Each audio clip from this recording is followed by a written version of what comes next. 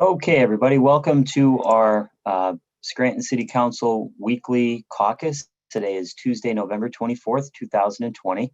Hope everybody is doing well. We're going to start today's caucus off with the Pennsylvania Economy League. So we have representatives from Pell here. They are our recovery coordinator in the city, our Act 47 recovery coordinator. So we have Gerald Cross here from Pell, Patty Moorhead from Pell. We also, I believe we have Jim Rose from Pell as well. And we also have Deeley, our business administrator, with us, Melissa Hughes from PFM, who we'll be talking to a little bit later about the TAN and the financing options that were discussed in the budget. And we have the rest of council. So welcome, everyone.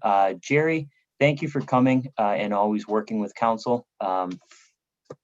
So you're no stranger to the city of Scranton and to our operating budget. So if you could just, I'll throw it over to you to kind of give an introduction. And if you could just, for some of the newer members of council, give an explanation, Jerry, as to how Pell interacts with the city in terms of the operating budget, the letter that you just submitted, and anything else that you'd like to add. And then we'll open it up to questions from the council.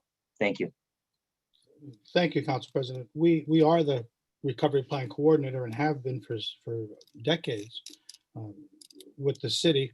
Our role is varied throughout the year, largely implementing the recovery plan and the associated initiatives that the city has been attempting. When the pertinent question on the budget is, we have a legal responsibility under Act 199 of 2014 to review the financially distressed municipalities' budgets and to make sure that the budgets as drafted and finally adopted conform to the city's, in this case, city's amended exit plan. So we've done that. We've provided the city with a letter. I'll paraphrase some parts of the letter just to get them on the record, so to speak. I will mention, by the way, Bill, that Matt Domines is on the call with us. I noticed on the participant list that Matt is there. Oh, okay. Hi, Matt. I'm sorry. I thought Jim Rose was on the call. I didn't see Matt until he put his camera on. Yeah, Hi, Matt. Yeah, I wasn't sure if I got in or not. Could you hear me? Yep, we could hear you. Can hear you. Before. Thanks, Okay. Matt. So on October 21st, 2020, the City of Scranton's Business Administration's office submitted the proposed 2021 budget to the Economy League for review against the 2021 projections that we had included in the city's amended exit plan that was adopted in July, I believe it was. The formal, because of the rules governing the coordinators' responsibilities, we are required to receive a budget by around October 17th or 19th of the year, and they're usually draft budgets. So we did receive from the city in time a draft budget, and we reviewed that. However, we also continued to develop, the city continued to develop the 2021 draft budget, and we received updates through November 15th, which was the last one that we did, because we have a deadline of November 15th to review these things and get a letter to the city. Our deadline, I believe, is the 16th or 17th of each year. The most recent draft information that was contained in our review letter dated November 10th. So there are some differences between the final draft budgets that were presented to council for the November 15th charter deadline and our review that was necessitated to be concluded by November 16th or 17th. There are variances in the draft budget between the exit plan and the budget. These proposed, these variances included projected revenues of $102,000 and a projected expenses of $102,000, roughly $102 million, I'm sorry, which has a balanced budget. The exit plan for 2021 had projected a negative balance of $4 million. So you can see that the budget proposed is a market improvement over the exit plan's 2021 baseline deficit. We, as the coordinator, viewed this as a positive change and as a measure of the city's progress towards a continued and sustainable financial position to the future. As you know, the city will be exiting Act 47 status in January of 2022. Now, total expenditures in the proposed budget were the 102 million, as I explained. The difference between the budget expenditures, and the plan was a much smaller difference, was 1%, 1.5%. That shows that the city's expenditures are predictable, but they're also growing based on the requirements of the city.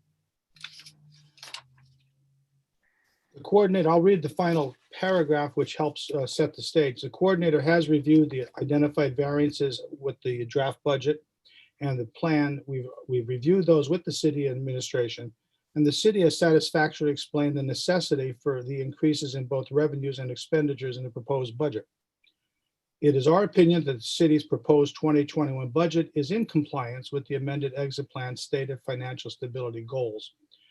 The coordinator will continue to work closely with the city's elected and appointed officials to develop a final operating budget. I need to tell you that the final adopted budget will be subject to further review by the coordinator on behalf of the Department of Community and Economic Development. And in early January, we will issue a letter to the secretary of the department explaining whether or not the final budget as adopted conforms to the exit plan. So there's one more step of review by the coordinator.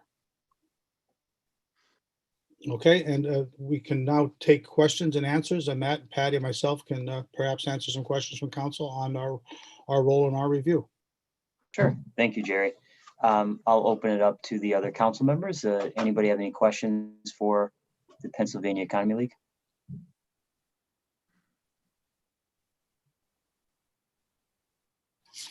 I guess I'll go first. You said it was about, was it expenditures there was an increase of about 1.5% increase in expenditures? From the proposed, from the baseline as presented in the exit plan. Okay. When I'm looking at this budget here, I'm seeing, I'd say around $1 million in new positions and increases in salary, which I should say would be around that 1% give or take. What was Pell's take on the new positions and salary increases with the shortfall in revenue this year? Well, our letter does point out that direct compensation and the cost of the pension showed the most increases. But those are policy decisions. How the municipality staffs and formulates its administrative logistics. That's subject to the plan in a sense as far as departmental expenditures and such for represented employees. But generally speaking, as long as the budget has a balance, it's not unduly subjected to a deficit, we don't have unrealistic revenue or suppressed expenditure projections, I think the budgets generally conform to the exit plan. Those are policy decisions, Councilman. That's okay. Now, when we're looking at, I know some suggestions that have been given have been the refinancing of some of our past transactions. Do you know how many past transactions we have and what the how much we can see or derive in savings from those transactions? How much we can gain there from that? There were options presented by your financial advisor, and I think I don't have them in front of me. They're on my other desk, but I think they're available. I believe the administration has them, and they're part of the options listed A, B, and C. The city is fortunate to have some resources available that it did not have in prior years to help with this revenue, the possible revenue shortfall in 2021. You have some refinancing ability there. Okay, not sure offhand how much. Well, the options I saw had a variety of. There was a range, and I don't have it in front of me. I should have brought it into the room with the computer. I can grab it for you if you need to, but I believe the highest one was over $10 million available. If as far as available revenue, no, I shouldn't say revenue, available sources. Yeah, Councilman Schuster, if it's okay, I will address that question when we get to me, if that's okay. Okay. Thank you, Melissa. Yeah, it's Melissa prepared the memo, and it was from PFM, so she can go through that. Yeah. Okay. All right. Thanks. Yep. Thank you, Melissa. Thank you, Councilman Schuster. Mark, Jessica, Kyle, any questions? You kind of answered the question. I had the same question as Councilman Schuster. So you're saying that from your review that the budget's in compliance or it conforms to the exit plan.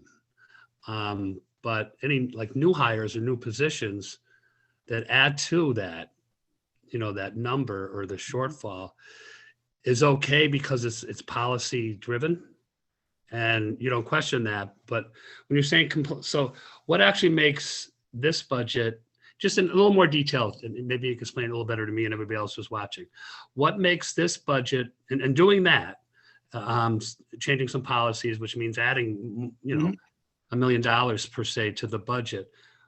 What makes that compliant with the exit? Well, the exit plan didn't prohibit it.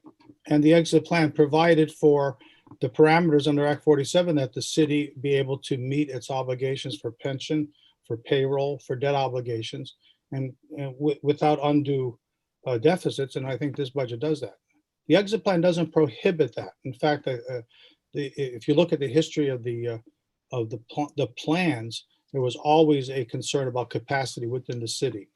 There was always a concern, and there was actually some assistance provided to the city to help with its management plans. That was the prior administration. But the short answer is the plan doesn't prohibit it. So this is in compliance with the plan.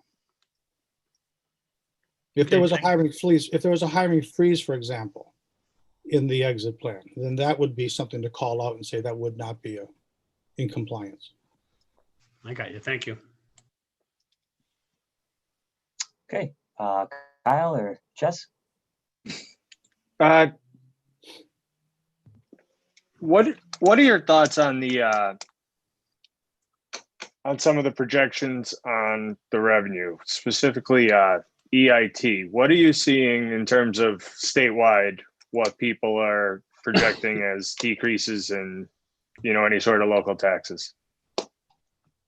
That's a tough call, Kyle. That's a real tough call. We are seeing across the Commonwealth and the municipalities we've been working with, starting to center around a 3% loss in EIT. I think the proposed budget has a larger loss, but the problem we have with projecting the EIT is the same one we had when we went into this year. There's a lag, and the city is having two quarters of EIT that was attributable to the end of 2019 and the beginning of 2020 before the economic disruption. So you then take that forward. Now we don't know the impact in the February and the May distributions of EIT because they'll reflect the end of 2020 and going into 2021. So it's a tough one. It's a tough call, and it may be that at the midpoint of next year, and as the city reviews its revenues through May, it'll be much clearer picture. And that's, I think, one of the reasons for the options to have available financing. It's a very tough call right now. Thank you. And Dr. Rothschild, any questions? No, I don't really have any specific questions. I'm happy to see that we're considered to be in compliance with this budget that we're considering, and obviously, if it needed changes, that we would work to address those. But I'm glad to see that Pell is satisfied with what we've been given so far. The city is working towards financial sustainability. That's a given. Okay, thank you. I just have a few questions. So just to go back to Jerry, what you had originally said, when we met with the administration, and Carl is on the line tonight as well, in the meeting tonight as well, they had discussed with us that they had to make additional changes to the budget as a completed product because there wasn't bargaining unit increases for the DPW. So is it my understanding from what you said in the beginning that you won't issue another updated letter because the figures have changed that were presented? So can you explain that again? You won't issue an additional letter until January. Is that what I understand? That's correct, Bill. We met our statutory requirement to review the letter with the city and to issue a letter to the city by the deadline of November 16th or 17th to give the city guidance in our opinion on its draft budget. We continue to work with the city. Patty Moorhead on the call. She continues to help review as a second set of eyes, so to speak, on the budgets and the different drafts of it. So we'll continue that active role. And given the cooperation of the city, the council, the city administration, I expect that the adopted budget would conform to the outlines of the draft budget. I don't expect a very large change, or I expect changes, but not such a change that would somehow tilt our approval of a conformance in January, somehow tilted to telling the Secretary of DCD that the budget kicked the plan to the wayside. Okay. Do you think it's necessary, or can you give us your thoughts? One of the things that has come up in the last 2 weeks is the administration's plan to potentially use the excess funds that were held in reserve, but then were negotiated, the city negotiated with the Department of Labor and Industry to release those in the amount of $6 million. The administration's planning to potentially use $4.5 million to cover the deficit, the shortfall next year. So do you feel that that's necessary and an option that the city should pursue? And if you could give us your thoughts on that. I think it's a necessity for the city to plan for some sort of revenue loss from COVID. I think that's prudent. I think the city has been very conservative on its revenue estimates, even in this budget. So the game plan going forward is going to have to be very strict monitoring of the city's revenue receipts for the first quarter and even in the first 6 months of 2021. If that shows a reduction in revenue, it will be necessary to do some of the options. If I had to rank the options, I might rank using the released funds lower than I would on some of the other options, but I'm not the administration. So that's the role of council and the administration on the budget adoption.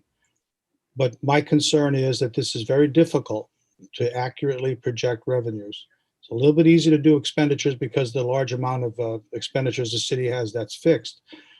But as you go through 2021, it's going to be really important to control expenditures, as well as it's going to be to monitor your revenue. It may be that you need $4 million. I hope it's less, but we really don't know right now. Okay. Kyle and I were discussing this last week, and I talked to our business administrator earlier today about it. But do you have any thoughts on the administration placing the $4.5 million from the workers' comp, the excess reserve funds, as an intergovernmental transfer in the budget?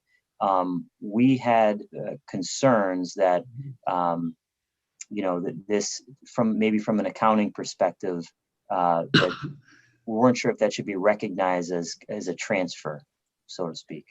Yeah, I didn't. I wasn't. I shouldn't say in favor.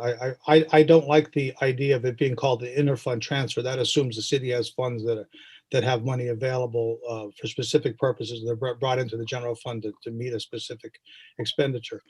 The last draft budget had the three options listed, and they sort of stuck them in on the intergovernmental transfer line. I would have preferred to see it either in the revenue items adjusted slightly upward, or as we would call it, below the line on a use of fund balance. Considering the city's fund balance is always a one-time revenue approach, calling it a transfer from interfund transfer, and it's semantics, but I worry that once you start bringing in fund balance is subject to a fund balance policy when the city adopts one, but it's also a limited resource. And I don't like the idea of just using one-time revenues. In this case, it's very important that we have resources to make sure the city has enough cash next year if the worst revenue projections come true. So while we could maybe quibble about the terms, and Patty's on the phone as far as the accounting side of it, I wouldn't want this to be seen as a standard operating procedure going forward. I don't think fund balance should be used to balance deficit budgets as a result of a structural imbalance, but I think it's perfectly understandable to use it when you think you might have revenue shortfalls that aren't of your making. You didn't exaggerate the budget. So a revenue shortfall from an exaggerated budget is one thing. A revenue shortfall from a pandemic and a business interruption is an entirely different thing. Patty, do I see you unmuted yourself? Do you Yeah, want to speak no, to that? Jerry covered it. It is kind of a use of fund balance as far as that goes. And it's because of the revenue shortfall next year. So if you had kept your revenues at a higher level, then and they didn't come in, you would have to use this fund balance. Okay. Yeah, one of the goals of the exit plan is to have the city and of Act 47 fiscally sustainable going forward. And one of the key legs of that is a fund balance. And the city really hasn't been able to develop a fund balance over the last few decades. It's only been the last few years that the city has been able to at least have recognized the fund balance available and some surpluses from year to year that contribute to that fund balance. So it's hard progress, and to just use fund balance to balance a one-year budget is not appropriate. But in this case, when we reviewed the concerns and just being awake to and aware of what's going on as far as uncertainty, we have to put it in the budget somewhere. Okay. But All right. I wouldn't want it to be I wouldn't want it to be some sort of standard operating procedure that, okay, rather than control expenses, let's just tap fund balance. That would not be sound practice. Okay. In the narrative of this budget, and I know that Pell has been involved in, maybe facilitating the conversations about the payroll preparation tax. In the narrative of the budget, it states that it's probably not going to be something that the administration considers for next year, but looks to 2022. So can you just update us again on, from your perspective, how the payroll preparation tax plays into this whole this budget and in the future? I thought there was a deadline as to when we had to get that done in terms of before we exit Act 47.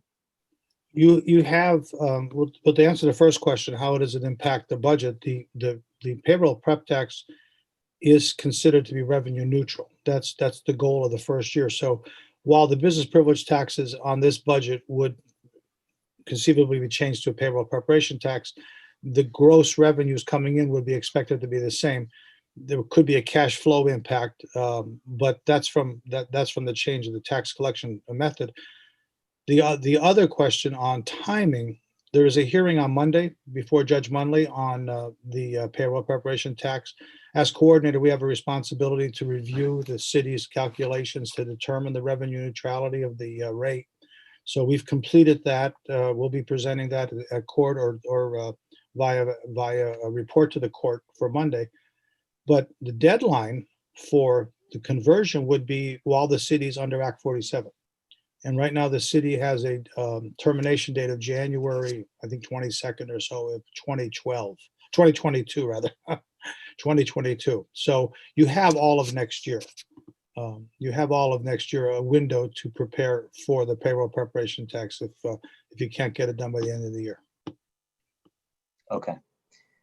Wasn't there talk about wanting to do it almost as soon as possible because you have to use, is it this year or last year as a base? Because if you use next year, it'd be lower. Yeah. Can you talk about that?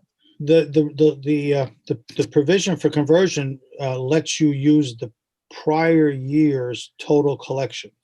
So for a tax enacted in 2020, a rate developed in 2020, we would be looking at the 2019, the prior year's revenue.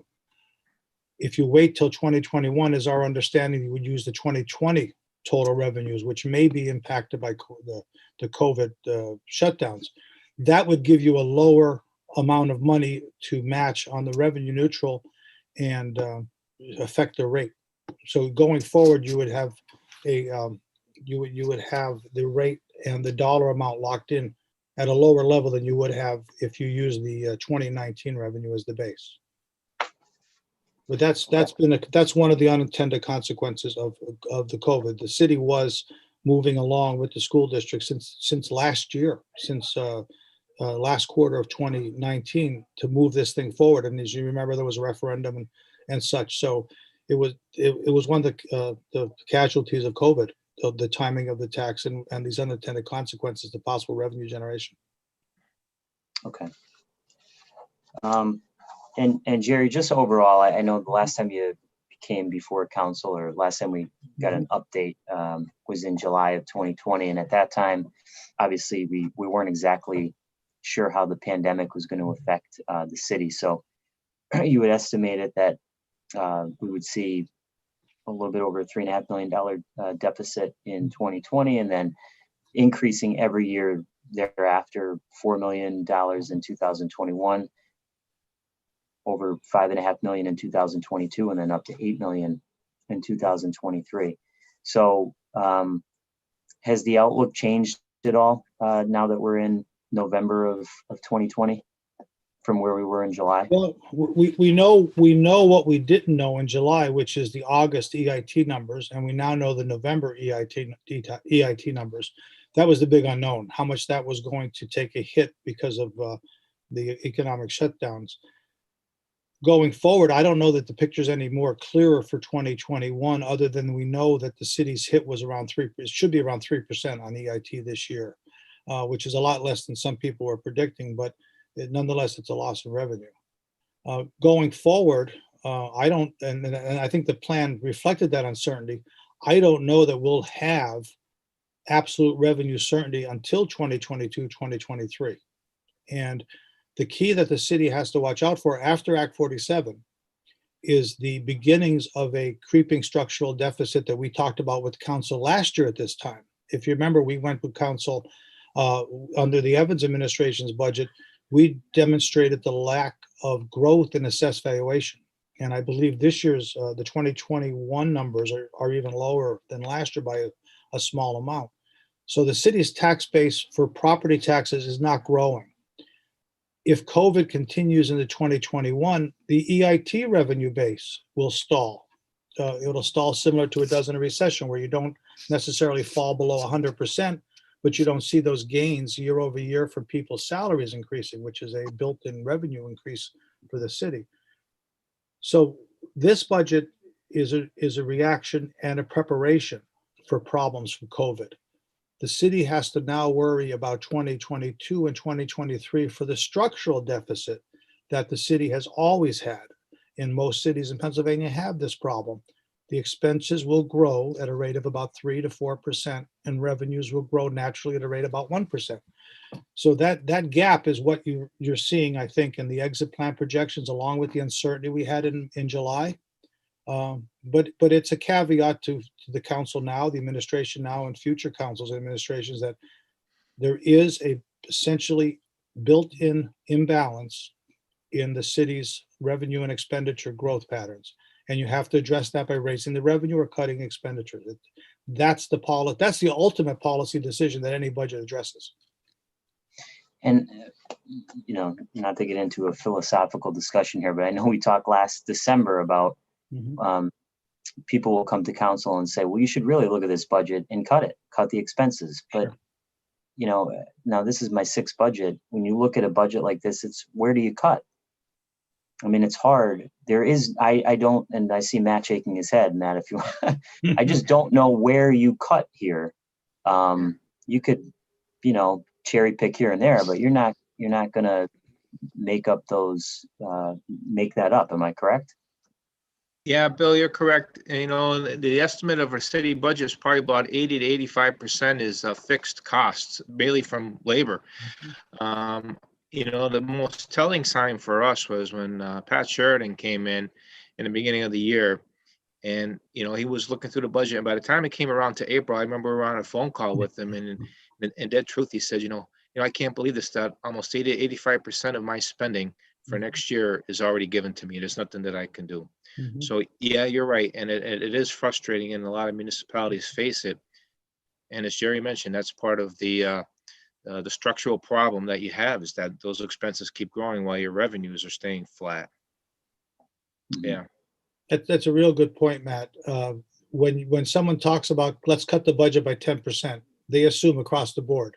Well, you're not allowed to cut your debt service by 10%. You're not allowed to cut your contracted expenses by 10%. You're definitely not allowed to cut your pension expenses by 10%. So as the administration learned very early, well, you might have discretionary ability to cut 15% of the budget. So 15% of a $100 million budget, if you eliminated everything that wasn't contractually required or personnel related, you could save $15 million, but you'd eliminate everything else. And so you really have about 10% of 15% or about $1 million. And you see that. And this isn't just, just Scranton, correct? I mean, you deal with other cities who are distressed, and this is a common theme across the state of Pennsylvania, correct?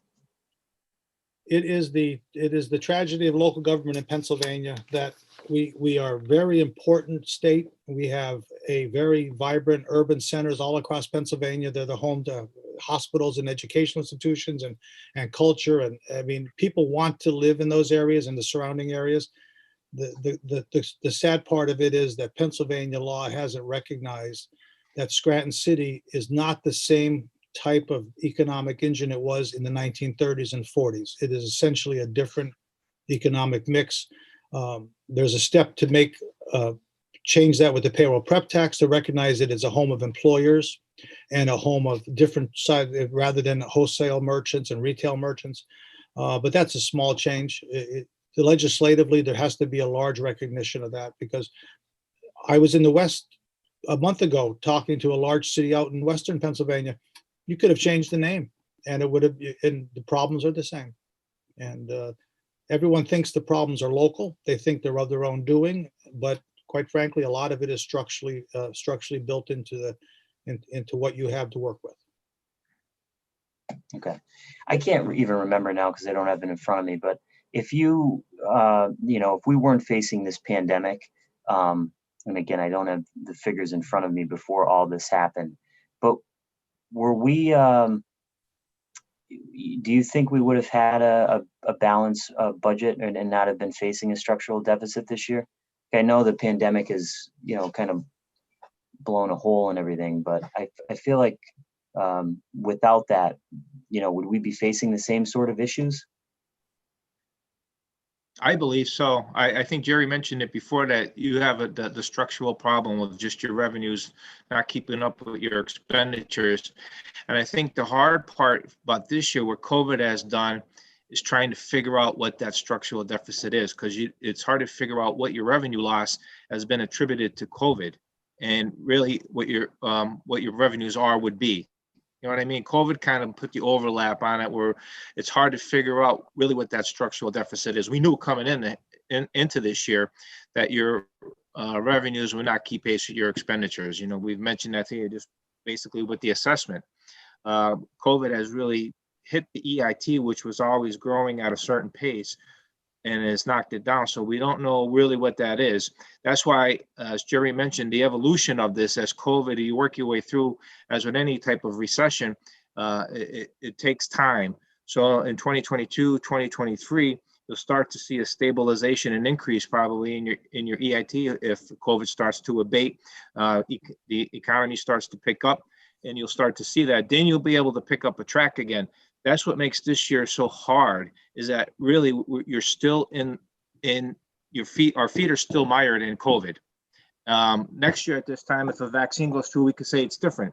But really, you're preparing a budget with that overlay of COVID laying on top of it and trying to figure out really what that impact is. And it's hard to do. We've done the best we could, and I think we've monitored this throughout the year. But I think it's really difficult to try and say that, but there is that structural problem that Jerry identified that's going to be there. It is there. It's just a matter of pinpointing it, what it is this year. Bill, there's always a structural imbalance in a city simply because people don't want to raise taxes to generate large surpluses. So you try to have a balanced budget, but it's when you ignore, and this is the point we made last year, it's when municipalities ignore the deterioration of their tax base in favor of not increasing revenue or making hard expenditure decisions, that aggregates. And 2 or 3 or 4 years going by without adjusting revenues, without seriously adjusting expenditures, leads you to a position where you've got double-digit tax increases or you've got loss of services. The city is not fat. By no means is the city fat. The city is lucky and fortunate that it has some resources to draw on. I want to emphasize those are one-time sources. It's not an endless well. Those are the result of policy decisions and actions the city took over the last 5 years to generate those kind of revenues, including cutting expenses. So once you're past COVID, you'll be back in a situation where you have tight budgets and you have to watch expenditure growth. But at the same time, have to be realize you have revenue needs that might have to be satisfied politically unpopularly. But right now, that's not the biggest threat in the room. The biggest threat in the room, as Matt said, is the impact of COVID and the uncertainty it brings to planning. Are there other specific recommendations for increasing our revenue over the next few years, ignoring COVID right now? I know, obviously you mentioned increasing taxes, which I know none of us want to do. We're not planning on doing this year, but if there's any other revenue sources that we could look into, and I know that potentially like a county reassessment, for example, may be helpful in that. But if there's any other recommendations, I'm interested in those. Okay, yeah. We've mentioned those. The city's hands are tied to a large extent to the types of taxes you can levy, who you could levy against. But the underlying structural problem, you identified it. When the city's tax base does not grow, and the city's tax base actually decreases year over year, that's a problem. And market value in the city steadily rises. That's been monitored by the state every 2 years as part of their one of the department's efforts. We know market values in the city are rising. It's the assessment base that doesn't rise. If the assessments grew at a historical rate of 4 to 5% a year, your property taxes would grow 4 to 5% a year without any tax increase. But that's not the way the assessment policies have worked. Reassessment won't capture that money that was lost, but it would give you some equity so that tax increases are fairer and perhaps more productive. So when I'm looking at the effects of COVID here, I'm seeing that we're short in revenue, but we also came in short with our expenditures this year. So when I'm hearing Matt say, it's hard to kind of judge the effects of this. It's not just from the revenue side; it's also from the expenditure side. So where it did work out for us was that our expenditures this year were less than they were originally budgeted for in the year. Correct? Yeah, that's a good point, Councilman Schuster. And we've seen that in a lot of municipalities where expenditures are concomitantly, they're down too in all municipalities. There's very few municipalities that are above budget. I don't know of any really. And almost all of them are like 10 to 20% below on their expenditures. Yeah, which makes sense. And now we're looking, Mr. Cross said about one-time sources. Both of these options that we have, whether it be drawing on the OPEB funds or whether it be refinancing some of our transactions that we've had, they're one-time sources. So we can only go to that well one time. So when we're looking at that, why would we use, say, when you're looking at that 3% increase in expenditures per year with the 1% increase in revenue, which doesn't balance out and causes the, that structural deficit that we're talking about. Wouldn't it be wise if we're going to use a one-time source not to add more to the budget in terms of expenditures? We should still be looking to cut the expenditures we can have. And you were saying, when it comes to, I don't know what you said, 15% of that budget that we could look at, we're still talking about that $1 million. Is it wise to save that $1 million while we're adding that one-time source? Wait, let me answer that, Jer? Sure. Well, that's a policy decision for council to make. There is repercussions to every expenditure that you make now. Again, it's in the budget, and the budget has a source to cover that, and it balances out, the increases that are there. But that's a policy decision that the city, what the administration is proposing. And if council has a choice to look at that, that's really a policy decision on which way you want to go with that into the future. These costs, will be there next year. If you put them in there this year, so they're not going away. They're not one-time expenditures. So that's one thing when you do increases in any expenditure, you have to see whether it's a one-time expenditure that you won't have to budget in the future, or if it's a recurring cost, and how are you going to cover that recurring cost in the future? Yeah, so when I see that, I mean, you're talking about a 3% expenditure increase per year anyway. Now we're adding another percentage to that. So now we're talking a 4% increase in expenditures going forward with that 1% increase in revenue, which is, it's widening that gap. I'd like to add, I'll add to that a little bit. There's, as Matt said, the policy issue. There's also the background of the capacity issue of the city, the organizational structure of the city. That has to be addressed at some point. And I guess it's as good a point as any to keep the conversation going. The budget is a product of the administration and council's assent as approval. But the idea that the city needs a reorganization or the city needs capacity, I think is something we've talked about in the past. The city reflexively, over the last 15 years, you'll notice that they cut salaries. They lost valuable people. They cut staffing where they were able to cut it without too much repercussions. That hurt a lot of the departments. And under Mayor Courtwright, Dave Bolzoni's budgets for several years in a row were proposing salary increases and some sort of incentive to increase the capacity of the city. The city has had that problem. So I guess the question is, when do you want to start talking about it, or how long do you want to consider the conversation? Your point, Councilman Schuster, is important. I hear you saying we should look at it and do it, but at what rate, given where we are? But I don't think the idea is to be condemned. I think the idea of increasing capacity where the city needs it within its own personnel, a reorganization, it needs to be looked at. Yeah, I mean, I understand what you're saying. I understand what needs to be looked at. I think maybe if there's a way to phase it in. I also feel like I'm going through deja vu here with the Scranton School District, because they did something very similar, adding 12 positions, I'd say 2 years ago. Yeah, but their fund balance, they were in a position, the city has been in a position where it needs a fund balance policy. It's one of the policies the city needs because they have a fund balance. The city for years lived on debt, and it didn't help them. That reckoning came almost 10 years ago. Since then, the city has been progressing forward, and you know, if the administration and the council agree that this is the goal you want to take, it's a policy decision. You spend the money towards that way. Okay, thank you.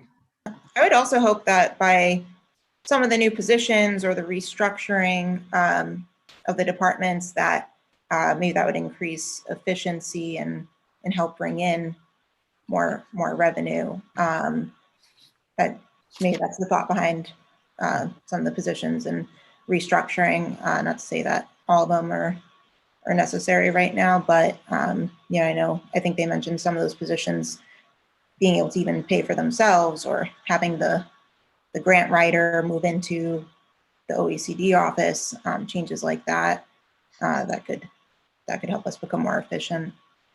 Yeah, and I think that's what Mr. Cross is saying there. When it comes to the grant writer, yeah, maybe the grant writer pays for itself, but not with all of them. And I think we do have to take a hard look at that.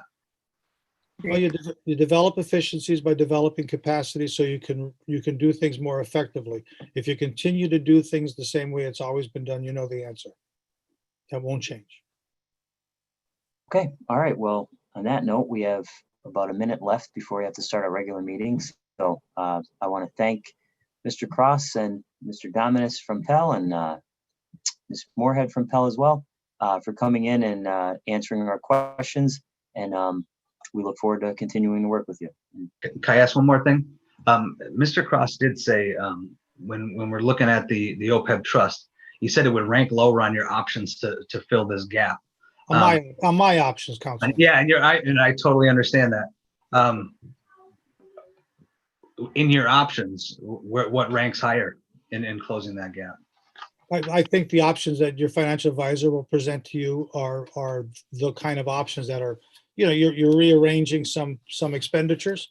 The reason I have a lower option on the other fund is because that was earned. That money was hard earned by the city. The city did a lot of work to repair the damage that was done to the workers' compensation fund 20 years ago. It did a lot of work to convince the Commonwealth to allow the release of those funds. And those funds are an asset that's not going to come back, and you need to deploy those so that you get some impact. That's why I just think of it as I'd rather look at other alternatives that work before I tap that one. But if you have to tap that one, you have to tap it. Thank you, Mr. Cross. Thank you, everyone, for coming tonight. Hope you have a nice Thanksgiving, and we'll take a 1-minute break here and then come back and start our regular meeting. And I know Melissa Hughes from PFM and our business administrator, Carl Deeley, are here. So if you wouldn't mind sticking around until fourth order, we'll talk about the TAN and the different options that are in the budget for financing.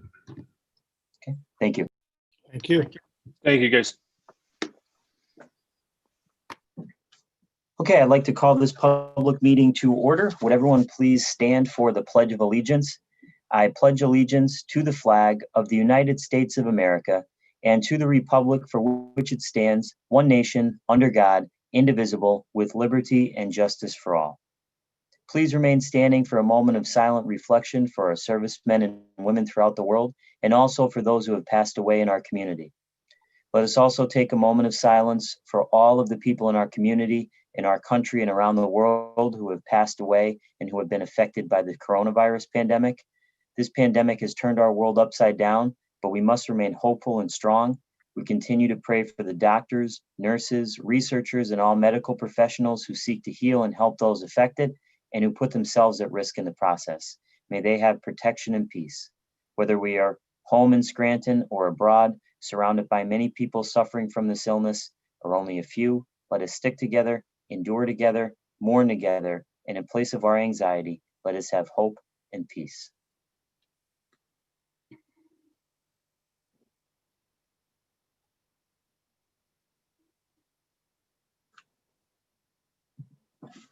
Thank you.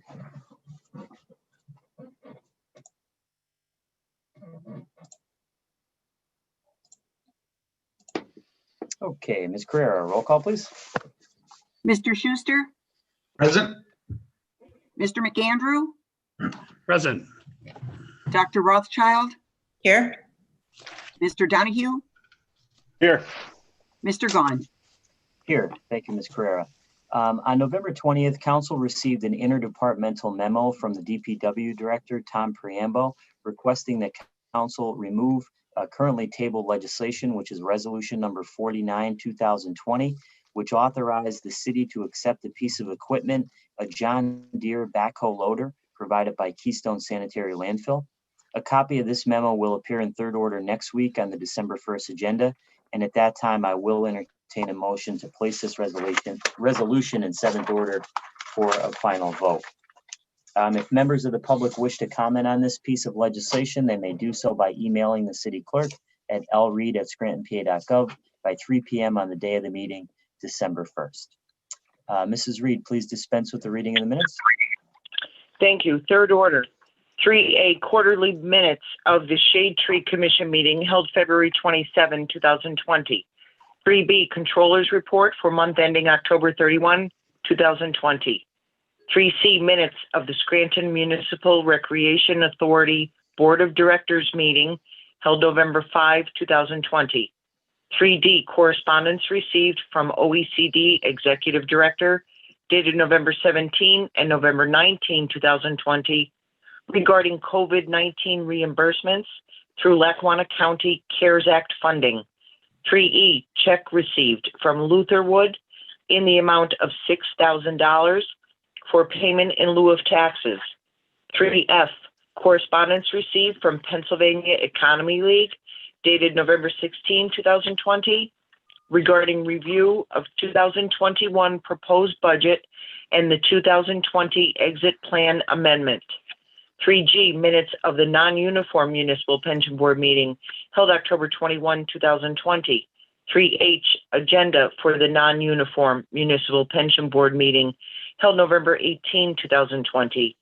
3I, check received from Villa Capri Cruisers Car Club in the amount of $500 for Scranton Police Holiday Drive Coats for Kids.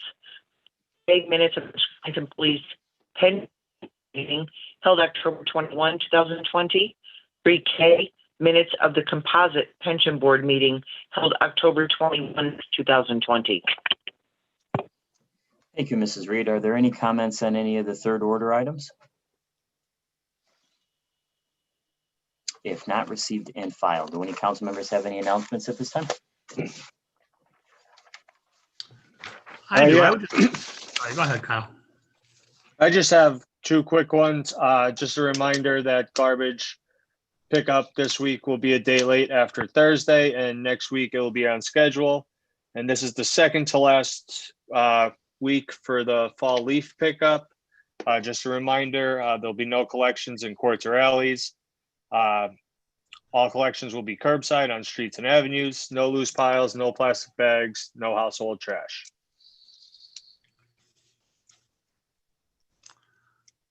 Any other Okay. announcements?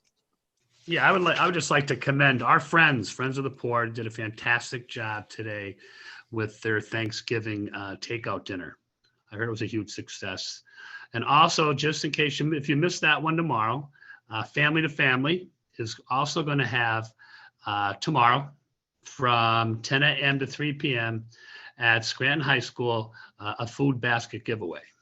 So that's all I have. Thank you.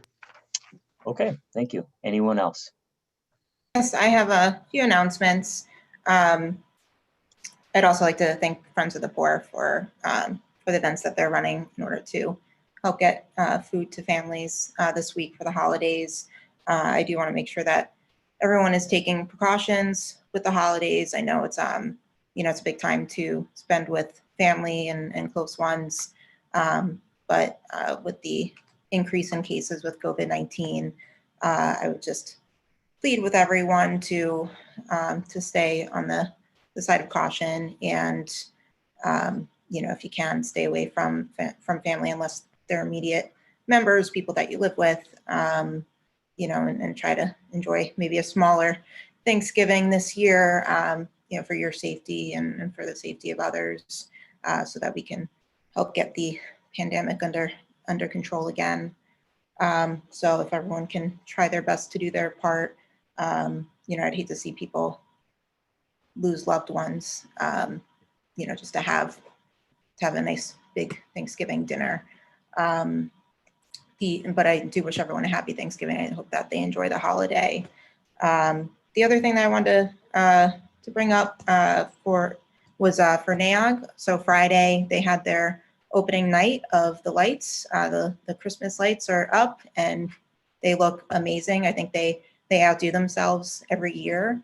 They're always really hard at work to get those up and running, and just so people are aware and they can go and visit. They have a couple of options. You can drive through the park to see the lights. You can also get a horse-drawn carriage ride through the park, and I think that's for $10 for adults and $5 for children. So that's a nice thing to be able to do. And then this year they have an old-fashioned hayride. So it's this lit-up hayride, and I had the opportunity to go on it, and it was really neat and fun experience. And that's for $5, and I think that's on Sunday, Tuesdays, and Thursdays, starting after 5 o'clock. So I definitely encourage people to check out the lights. I think that's a really great thing that we have in our area around this time of year, a nice thing to be able to do and get out of the house, and something that's safe to do in this time of year too. And then the one last announcement that I had, Scranton tomorrow is running a campaign called Light Up Downtown, and part of that campaign, they're going to have a Small Business Saturday coming up this Saturday, November 28th. And I know that this time of year, especially with Black Friday, people are often, shopping at some of the bigger retailers, or in the case of this year, shopping online. But please don't forget about our small businesses downtown, many of whom I'm sure are struggling and could use your business and probably have, much better products than you'd be able to find in some of those other stores and bigger retailers too. You can also get gift cards for people to use later on. So as much as you can, don't forget to support our local businesses. And Saturday would be a great day to get out and to take a look at what those places have. And if you go to Scranton Tomorrow's website too, they do have a list of businesses that are participating in that, and some of them are giving like discounts or coupons. That's all I have. Thank you. Great, thank you. Anyone else? All right, I have two quick ones. City Hall is going to be closed this Thursday and Friday, the November 26th and 27th, in observance of the Thanksgiving holiday. And next week, Tuesday, December 1st, Council will hold a public hearing at 5:45 p.m. for the purpose of receiving comments on the city's 2021 operating budget. Anyone wishing to offer comment, please send those entitled 2021 budget to lreed@scrantonpa.gov by 3 p.m. prior to the hearing. You can also send it to 340 North Washington Avenue by mail, and just put it to the city clerk, Lori Reed. And that's all I have. Mrs. Reed? Fourth order, citizen participation. Thank you. Before we get to citizens participation, we do have Melissa Hughes here from PFM to speak to the tax anticipation note legislation that we have in seventh order. I believe it's 7A. So I think, Melissa, the last time you were here, we were talking about the interest rate, and there's a new term sheet. So if you just want to talk about that, and then we'll answer any questions. Absolutely. Thank you, thank you, Councilman Gahan.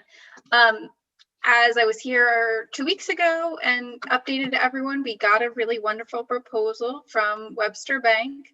They had originally quoted a 1.209%, and that was an indicative rate. They provided yesterday the locked rate, which is 1.201%, so slightly lower. It does not translate to a lot in dollars, but always happy to see any increased benefit to the city. So, and that Great. rate is firm now. Okay, great. Any questions for Melissa on the TAN legislation?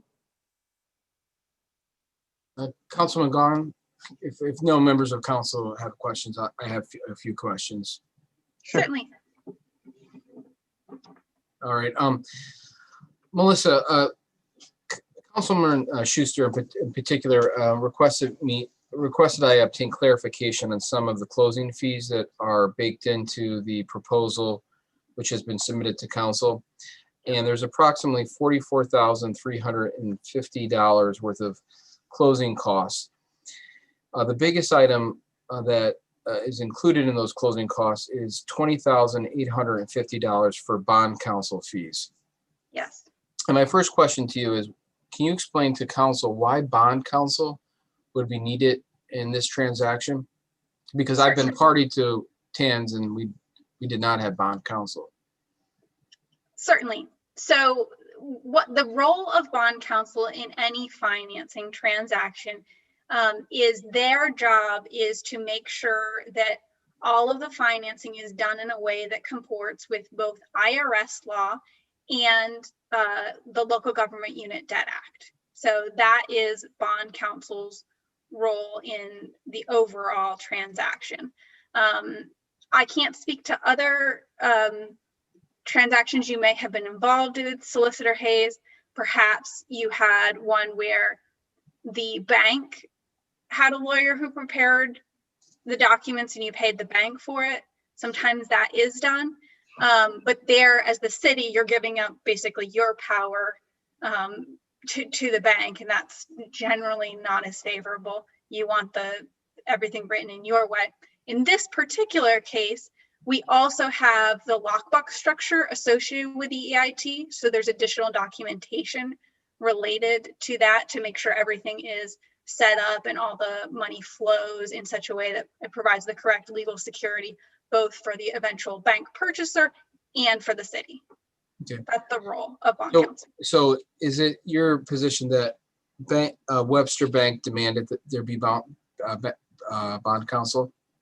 Webster did not demand that there be bond counsel. It is standard practice of the city to have its own bond counsel. And I understand that because the bond counsel is Stevens and Lee, correct? Yes. And how was Stevens and Lee selected as bond counsel? I noticed that they charged the same fee of $20,850 last year when they, which coincidentally is just below the 21,000 bidding threshold, when they served as bond counsel in for last year's bond. How was Stevens and Lee selected? I don't know how Stevens and Lee was selected originally to be your bond counsel, but Stevens and Lee has been your bond counsel historically. For how many years? Now you're asking me a question I don't know the answer to. Okay. Right off But the top. so in other words, there was no RFQ or if there was, Not that I facilitated. Okay. And how is the fee of $20,850 determined? Is that essentially they write a letter, an opinion letter? They write an opinion letter. You're right. And then they also draft and handle all the documentation associated with it. It's not just the opinion. So that's a service that, in other words, the bank counsel is not bank doesn't have its own counsel involved? The bank has its own counsel involved to review documents. But the city, okay, so Stevens and Lee is doing the work of the city in this regard? They're serving as bond counsel in this capacity. For the city? Yes. Okay. Yeah. And it's just a flat $20,850 fee. It's not, in other words, it's not based on the hours expended, correct? That is typically how those fees are charged. That's also inclusive of expenses associated with it. So I think his fee is $20,000 and the $850 is an estimate. Is there a specific lawyer who's assigned, who is serving in this capacity? Yes, Brian Kozlansky. Okay. And he is, so for the benefit of everyone, in order to be a bond counsel, you need to be listed in what's called the Red Book, the Bond Buyer Red Book. And that is a certification that you are competent to practice this particular type of law. It is a very specialist type of law. And Brian is in the Red Book. And just so we all understand, this wasn't a demand of having bond counsel involved, wasn't a demand or request on the part of Webster Bank. It was something that was offered up by the city, correct? Yes, that has been the historical practice of the city. You know, to be frank, Brian participated in conversations we had with the bidders to help them understand the security structure, to make sure everybody understood how the EIT flows, because that was a major part of the security structure for the TAN. Both this year and historically, we've been using this structure for a good period of time. When you say historically, do you mean throughout the course of the court right administration? I don't think we've used it the first year of the court right administration, but the court right administration and then Councilman Evans. Okay. Well, Hughes Mayor Evans then, but. And then the second largest line item is your firm's fee of $10,000. Yep. And how do you arrive at that number? That's a flat fee that we charge based, basically on the complexity of the deal. That's generally how fees get quoted. And so, what I have done as part of the process and over the last year has been available to the city to help them understand their overall debt portfolio, help go through the negotiation process to identify the banks and answer questions that they had. Yeah. Okay. And be here to talk to you. It's a flat, because I saw you charge the same amount last year, so it's just a flat $10,000 fee, regardless of how much work is involved. If the whatever is involved, it's just a flat $10,000 fee charged by your company, correct? Yeah, it's a flat fee. And that's on top of, because you have an existing contract with the city, correct? Yes, we do have an existing contract with the city. So for 2020, during the course of 2020, We haven't had any bond transactions to do, and that's fine. Some years you're not going to have any bond transactions to do. So, you know, this isn't a bond transaction though. This is a TAN, correct? It's still a debt transaction. Right. It's a loan, essentially, correct? Yes. It's a loan that you have to pay back within the course of a year. Yes. Now, I'm using those terms interchangeably. right. And I just, because I mean, we just heard about, you know, from Mr. Cross of how we have to be so diligent and controlling. Yeah, you're asking good questions. And so I just need to understand for the council and the public, how is PFM compensated outside of this through the city? Is it a monthly fee or is it an hourly fee? No, we charge a flat fee when we complete a transaction. Okay. Yeah. All right. And let me just see here. Yeah, I'm not writing you a bill and sending you a bill every month. No, I understand. It's just a flat. You guys do a TAN, you charge $10,000 for the TAN, correct? Yep. Even if it's largely similar to the one that was done last year, it's still the same fee, correct? Yes, and I can tell you that was a tremendous amount of work this year given COVID. Okay. You are getting your money's worth absolutely this year. Right. I understand. Yep. Okay.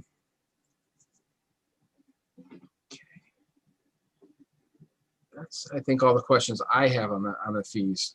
That we just needed clarification on that. Absolutely. And I guess I'll check with the law. I did reach out to the law department, but I'll ask them again how this arrangement with bond counsel came about, just so because the issue was raised by counsel. Thank you, Melissa. I just don't have any. I understand. No, it was a decision of the administration, correct?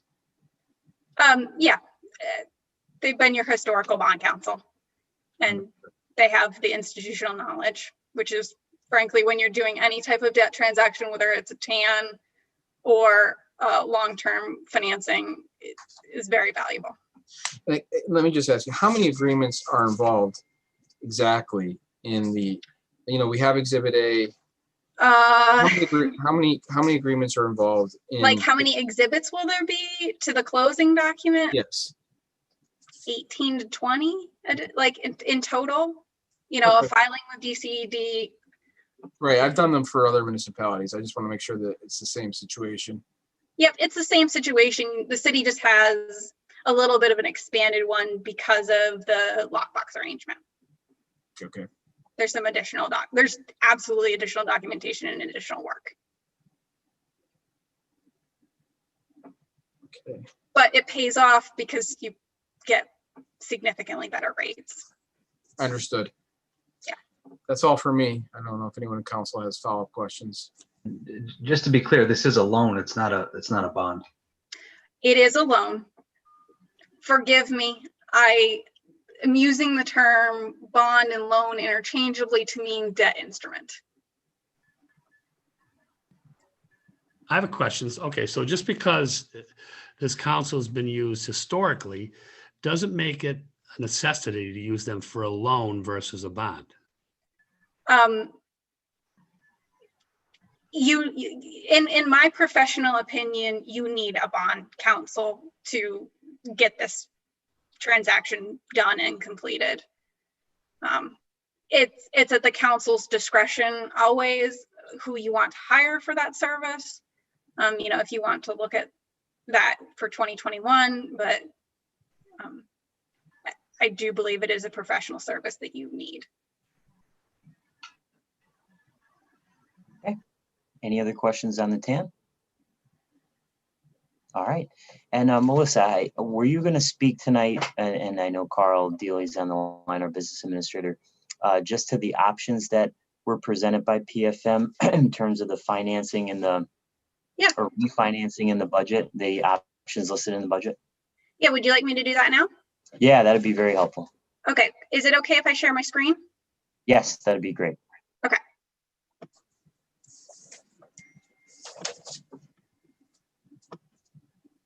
So hopefully what you're seeing on my screen is a summary of the city's outstanding debt. I'm going to zoom in just a little bit here. Yep, we can see it. Thank you. That's great. Okay, great. And I'm going to walk through each of the issues for a minute because Councilman Schuster asked about it. So columns 2 through 9 are the city's general obligation debt. Column 11 is an existing lease that the city has with M&T.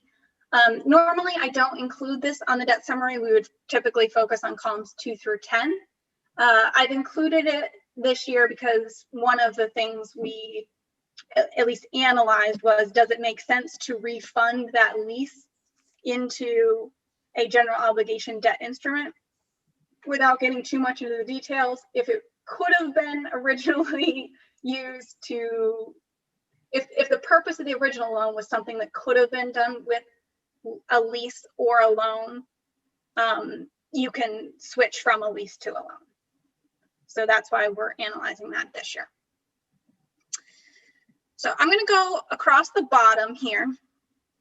You'll notice the ones in red, columns 2 and 3, were the series A and AA of 2016. The purpose of those was, the A of 2016 was to finance the judgment. I think Councilman Gahan, you were around when we completed that transaction. Yes. You probably remember that. Mhm. And then also simultaneously, we did a refunding of the 2008 bonds for savings and made a small pension deposit associated with the judgment financing. As you might recall, one of the things that the city negotiated was that some of the judgment would be paid out and some of it would be deposited to the pension fund. The amount that was deposited to the pension fund had to be financed on a taxable basis. That's why it was set out separately. You'll notice that that 2016A bond has a call date in 2024. We're monitoring your debt portfolio always for refunding opportunities. Right now, it doesn't make sense to refinance that one for debt service savings. The AA of 2016, because it was issued on a taxable basis, at the time, the market then demanded what's called a make whole call. That means basically you can't refund it for debt service savings. You could refund it for restructuring purposes, but not for debt service savings. So that's probably not a candidate. The next column is your series of 2002 notes. Those notes are issued through the Emmaus General Authority program, and they are in variable rate mode. Because they're in variable rate mode, those notes are refinanceable at any time with 30 days notice. We've historically over the years monitored these notes for a refunding potential, starting in 2016 and kind of every time we've looked at something. Historically, it hasn't made sense to refinance those loans because the loans in variable rate, they're paying on a short-term basis. And even say in 2014 and 2015, when short-term rates were very low, the differential between short-term and long-term rates meant that it made more sense to continue to hold it in variable rate mode. And rates have been very low over time. But even before kind of this question came up about refinancing, that had been a candidate that we had been discussing with the administration, that in 2021, assuming things kind of settled out with the Act 511 lawsuit, that would be something we would target for refinancing. So I think irregardless of everything else that's up for discussion tonight, you know, we would have been coming to you in the first quarter to discuss a potential refinancing of that particular series because of the delta between short-term and long-term rates right now and the city's improved credit quality over time. Okay. The next two, 5 and 6, are loans through various state programs. In 2012, the DCED gave a no interest loan or low interest loan for cash flow. That does not make sense as a refinancing candidate. And in 2015, the city borrowed through the Pennsylvania Infrastructure Bank program. That program is a really wonderful program that ultimately the proceeds need to be used for something fundamentally road related. So you can't just go and do anything with that program. It has to have a specific purpose. Then in 2016, we did the refinancing of the stranded parking debt, and then also a little bit of new money that I understand was used for fire stations. That sounds right.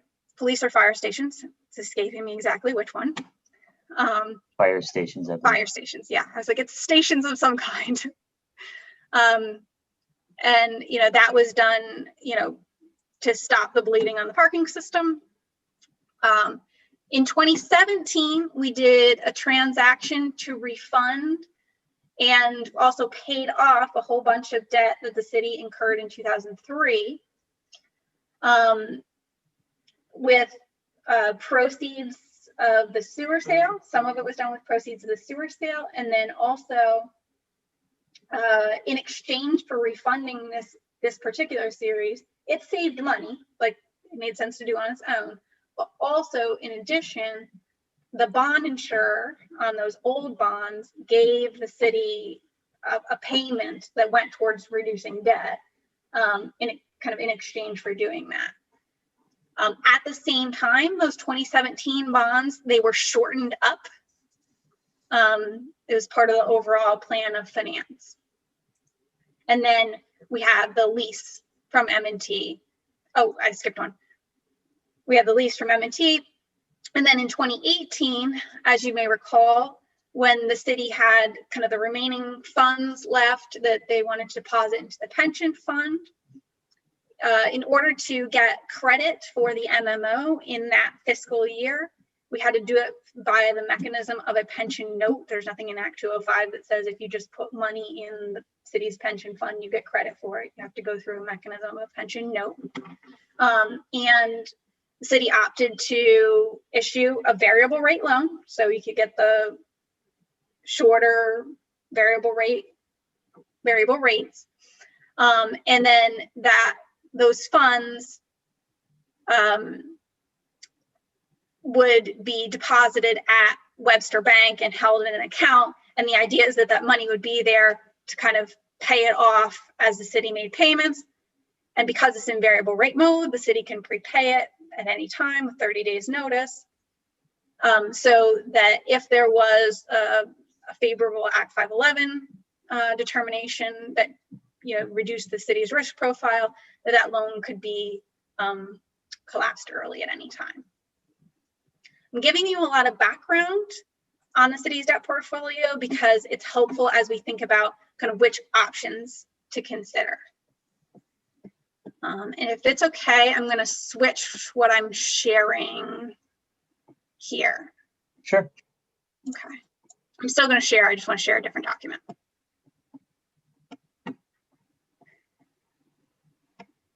Okay. So we looked at kind of 4 scenarios. First base case, you do nothing. So that's kind of the base case. You literally do nothing. Scenario A looks at a refinancing of that 2002 Emmaus loan and takes the savings in the 2021 budget year. That's the one that we think makes sense to do in any scenario. You would have done it no matter what. Then you could defease the 2018 POB with the funds on hand at Webster Bank because the original purpose of that was related to 205 and mitigating the Act 511 lawsuit. That risk has diminished over time. So it might make sense to get rid of that at this point. And then the city would use the labor and industry funds towards any shortfall. That's scenario A. Scenario B, you do the 2002 refunding. We keep a portion of the 2018 POB and refund it into a long-term financing, and you keep the L&I money. Scenario C, refunds the 2002 Emmaus loan, refunds that M&T lease. And the reason we would consider that, or at least looked at it as a possibility, it has a 1-year debt service reserve associated with it. So you would be refinancing it to release those funds. But the lease does have a prepayment condition, which isn't particularly favorable to the city. And then also looked at refunding a portion of the 2021 payment for the 2017 bonds, pushing it out later in the debt portfolio, and then doing a smaller portion of the taxable refunding of the POB, and you keep all the funds on hand at labor and industry. So I think I said a lot of things. Kind of the summary of it, I think, is what you need to know here. So we want to compare what's the total debt service, and then how much funds on hand do we want to have at the end of the day. So these kind of correspond to the scenarios I've already outlined. So if you do nothing, your total remaining debt service would be 149.9 million. If you use the labor and industry funds and fully defease the 2018 POB, that would give you the lowest total debt service because you're going to have the shortest overall debt portfolio, but you'll end up with the smallest amount of cash. So it's balancing those two things out. Melissa, I don't want to interrupt you, but so the cash from scenario A would be 1,600,000. Is that what the line you're looking at, or we're supposed to look at? The other kind of line in yellow. So base case 149.9 versus 23.1, 131.1 versus 2. Oh, okay, I got it. Yep, that's good. Scenario B is going to have the most debt service, but also the most cash on hand. It's also the least complicated of the two debt-based scenarios. And there's some beauty to lower complexity. We want to do complex things if they get you somewhere, right? And then scenario C, you can see, is kind of in the middle in terms of debt service and in the middle in terms of funds on hand. So I'm kind of in the same camp with Jerry. So I think one other consideration perhaps related to those labor and industry plans, he talked very articulately earlier about how those funds are really earned funds. The kind of alternative long-term purpose of those would be to go into an OPEB trust. And the benefit of having an OPEB trust is it pays you, dividends and goes to reduce overall costs in the long term. So preserving more rather than less can provide, additional flexibility in the long term. Okay, so let me just see if I could get this straight. And I appreciate you explaining all that and going through that for us. So yep. You're suggesting that the best scenario would be which one, A or B? B. B, okay. And that would, and then, so under that scenario, the city would not, if everything worked out perfectly, the city would not have to utilize any of those labor and industry funds, the work excess reserve funds? Yeah, instead what you would do is you would refund the Emmaus loan, which again, we're going to do in, I think, any scenario. It just makes sense to do. So refund the Emmaus loan and then refund a portion of the bank loan at Webster into a long-term fixed rate option, probably a 10-year term. Keeping it inside of 10 years is beneficial for a whole host of reasons. You pay less interest if it's inside 10 years. We could potentially do a bank financing versus a bond financing. Those have lower upfront fees associated with them, which I think everyone is appreciative of. and they typically have more flexibility associated with them. And then you also preserve that funding. Okay.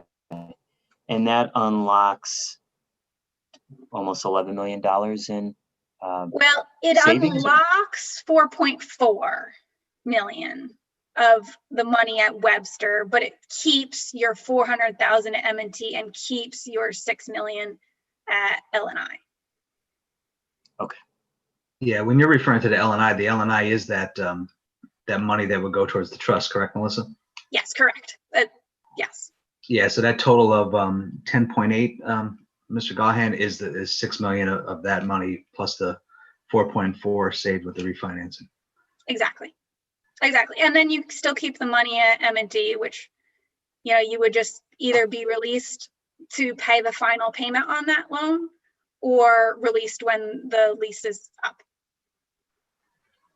And you stated that you would probably be recommending this anyways, even outside of a shortfall, correct? Well, the Emmaus refunding, yes. The Webster refunding, that one is driven more situationally. Okay. And we wouldn't have to consider them simultaneously. For instance, we could pursue options in the market in January for the Emmaus refunding, test the market that way, come back, report. Hopefully we'll get something very good there, because that one can be done on a tax exempt basis. The Webster refunding would be done on a taxable basis. They need to be kind of thought of separately anyways. We could do that one, get a sense of the market. And then in May, when it sounds like you're going to have a lot better sense of what you really need, is 4.4 million the number? Come back and have further discussions about exactly what the refunding restructuring scenario looks like. Yeah. So Because I don't want to do 4.4 if you need 2.2. Yeah, when we're looking at that Emmaus, how much money does that how much does that free up just on that one alone? It's about 175,000. Okay, and then the other refinancing would make up the rest of that 4.4 million? Mm-hmm. Yeah. So, yes. It just depends on, you know, the one's this much bigger loan than the other one. Yes, I mean, the Emmaus alone, we would probably be doing that anyway, but it only frees up about $100,000. Yeah, it's not hugely material, but it still makes sense to do because it's money in your pocket. Okay. Does anyone else have any questions for Melissa? And is Carl Deeley still on the line? Carl's a glutton for punishment the last few weeks. He keeps coming back, which we appreciate. Absolutely, Cancel. I would have missed it. The highlight of my week. I know it is, Carl. So Carl, after, and by the way, we appreciate, you know, you both coming and explaining all this to us. Really helps us make sound decisions. So Carl, with that information, you know, I know you've provided several options in the budget, but it looks, based on what PFM is saying, that scenario B would make the most sense. So is that what the mayor and you are, you know, is that what you're gearing up towards for 2021? It does, and I'll refer back to as well the update from Powell. As I said, the key thing is the uncertainty. That's the big issue here, and as Melissa said, you see me here. As Melissa said too, it gives us options to trigger the action on this, in a timely way, so that we can either we've got various options, right? I think with B, as Melissa pointed out. So we may not have to trigger any of it. We could trigger some of it, and then it's also flexible in terms of the overall kind of cash that we pull out if we need it. So we do like that flexibility, and obviously anything that we do too, obviously it would always come through council, so we could have that dialogue as well. You know, really well ahead of the time when we actually executed on it. And again, as Pels kind of mentioned, the key thing here is monitoring very closely the cash flows. So not just the revenues, but as Councillor Schuster points out too, it's the costs as well, right? How are we tracking against our expenditures, and then really decide what we want to do in a timely fashion. So we think it to be sometime around that kind of May, June time where you really feel the pinch, depending on the results of the revenues coming in. So, as we get into that kind of February, March, we'll be looking at the indicators, and I think having that dialogue, I think with council and with the support of PFM as well, in terms of what's it looking like, and we'll have a threshold when we actually decide to execute. Now, like we said, like a few seconds earlier, that first 2002 piece is going to free up about $100,000. We're going to do that anyway. That would have been something that would have been put there anyway. When we're looking at refinancing that other piece, say it ends up being that we need 2.7 rather than that 4.4. What are we going to look to do at that point in time? Are we going to refinance that, get that 4.4, and then what are we doing with the remaining funds? Yeah, and I think that's the thing as we move along, right? As we go into next year, again, we believe there's going to be some. I think we're a little bit more, let's say, optimistic, right? I think going into next year. And it's just based on the fact that we got a vaccine, and again, we talked about this on the pension meeting last week as well. And we asked our advisors then, what their ideas were, and we're continually looking at the outlook for next year. So with the vaccine coming out in December, again, we're hoping that will take effect, obviously, in the new year. So yeah, I think the idea here is that we keep our options open. That's the whole point, I think, of this. This is a bit of a backstop. The intention is not to use it. The intention is to minimize the effect on, kind of using that as a cash injection, right? In terms of that one-time cash injection, we'd rather have, we'd rather use that, for other things. And again, going back to, I think Pell's notes on the underlying longer term problems that we've got to solve here is, this is whatever we do in this short term to get through the COVID issue is very much just it's delaying things, not stopping things. What we fundamentally have to do is look at the way that we raise revenues and the way that our overall economy looks. And that's not a short-term deal. So this is about not delaying the restructuring, not delaying the preparations to enable the city to do something different, right? In order to get truly into a recovery, right? Rather than, we're just kind of treading water and, surviving yet another year. And, there's never, I think obviously next year with the uncertainty, I know it's a bit of a hard pill to swallow when we talk about we're restructuring, we're putting some positions in, we're trying to retain and maybe attract talent as well. It's a difficult thing to ask, but if we don't do it next year, then again, we're just going to delay it to another year. Can we do that? And again, this is why I think this has been a really good discussion this evening. I've actually really enjoyed it. I think, the questions the council have asked, these are the things I think we really need to talk about and obviously agree, what is the best strategy? What's the timing on the execution of the changes that we're actually proposing? Yeah, I think that's a good point that you raised there, Mr. Deeley. That's what I feel like.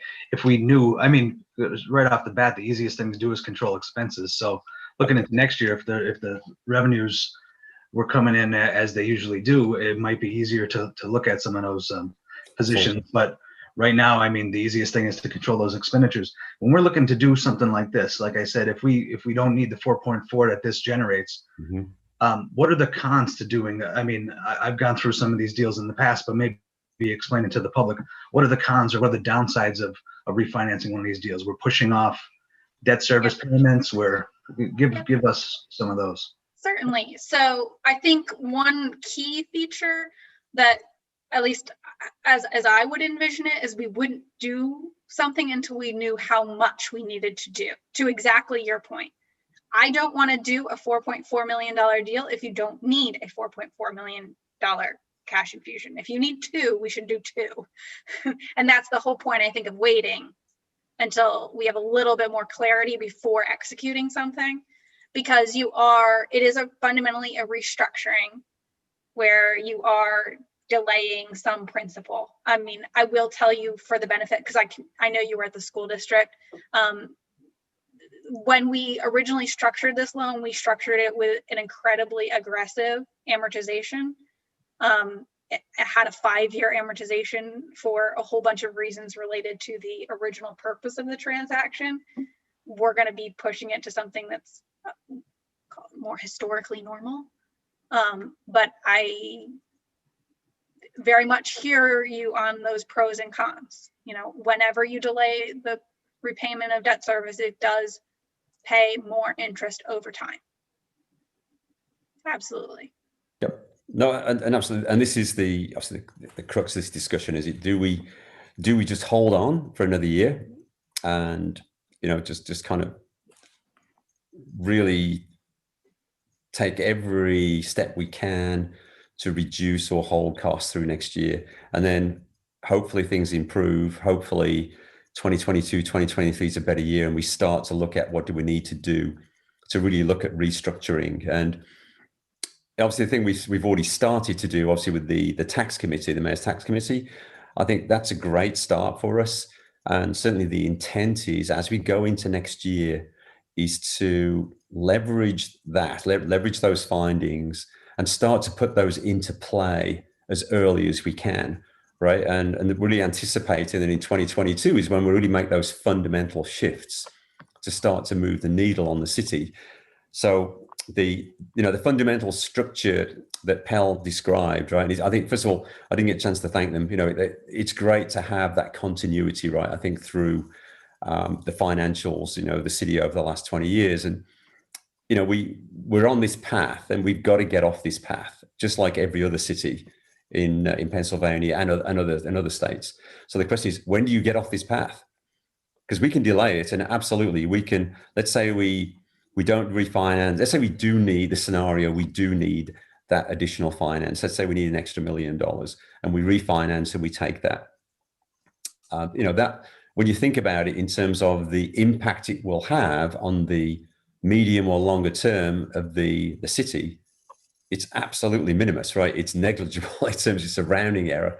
So it's really about what do we want to do now? What do we want to start taking action in 2021 to really look at the way the city needs to be set up and the way our tax structure needs to be set up, so we can put those things into place. And I think, as you know, again, I think we talked about it previously, when we don't think we can get there from here with what we have right now, the structure that we have, and you know, the bench strength that we have to get us out of this. So we can push it down the road and say, look for better times, or we can start to kind of work on it, you know, in 2021.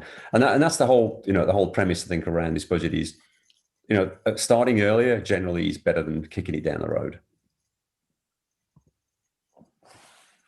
Thank you. Any other questions for Melissa or Carl on the options in the budget? I mean, I guess when we're talking about starting it earlier, what are we actually talking about starting early? So I'm talking about starting as we go into next year. So the reorganization, obviously, which is a big part of the discussion, right? I think on the expenditures, I think it's been raised. So building that bench strength, putting an organization in place that can actually drive change in the city.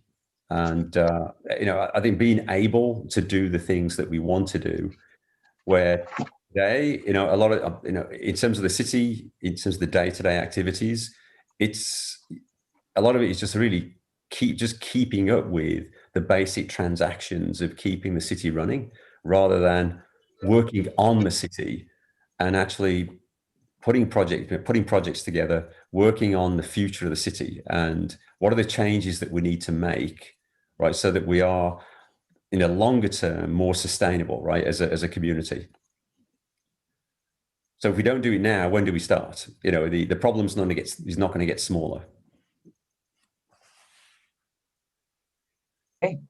I had a question for Melissa. Would you be able to provide us with what you had shown us on the debt profile of the city? Just because I'd like to take a closer look at that, and then maybe absorb some more information about it and then ask you, send you some questions as they come along.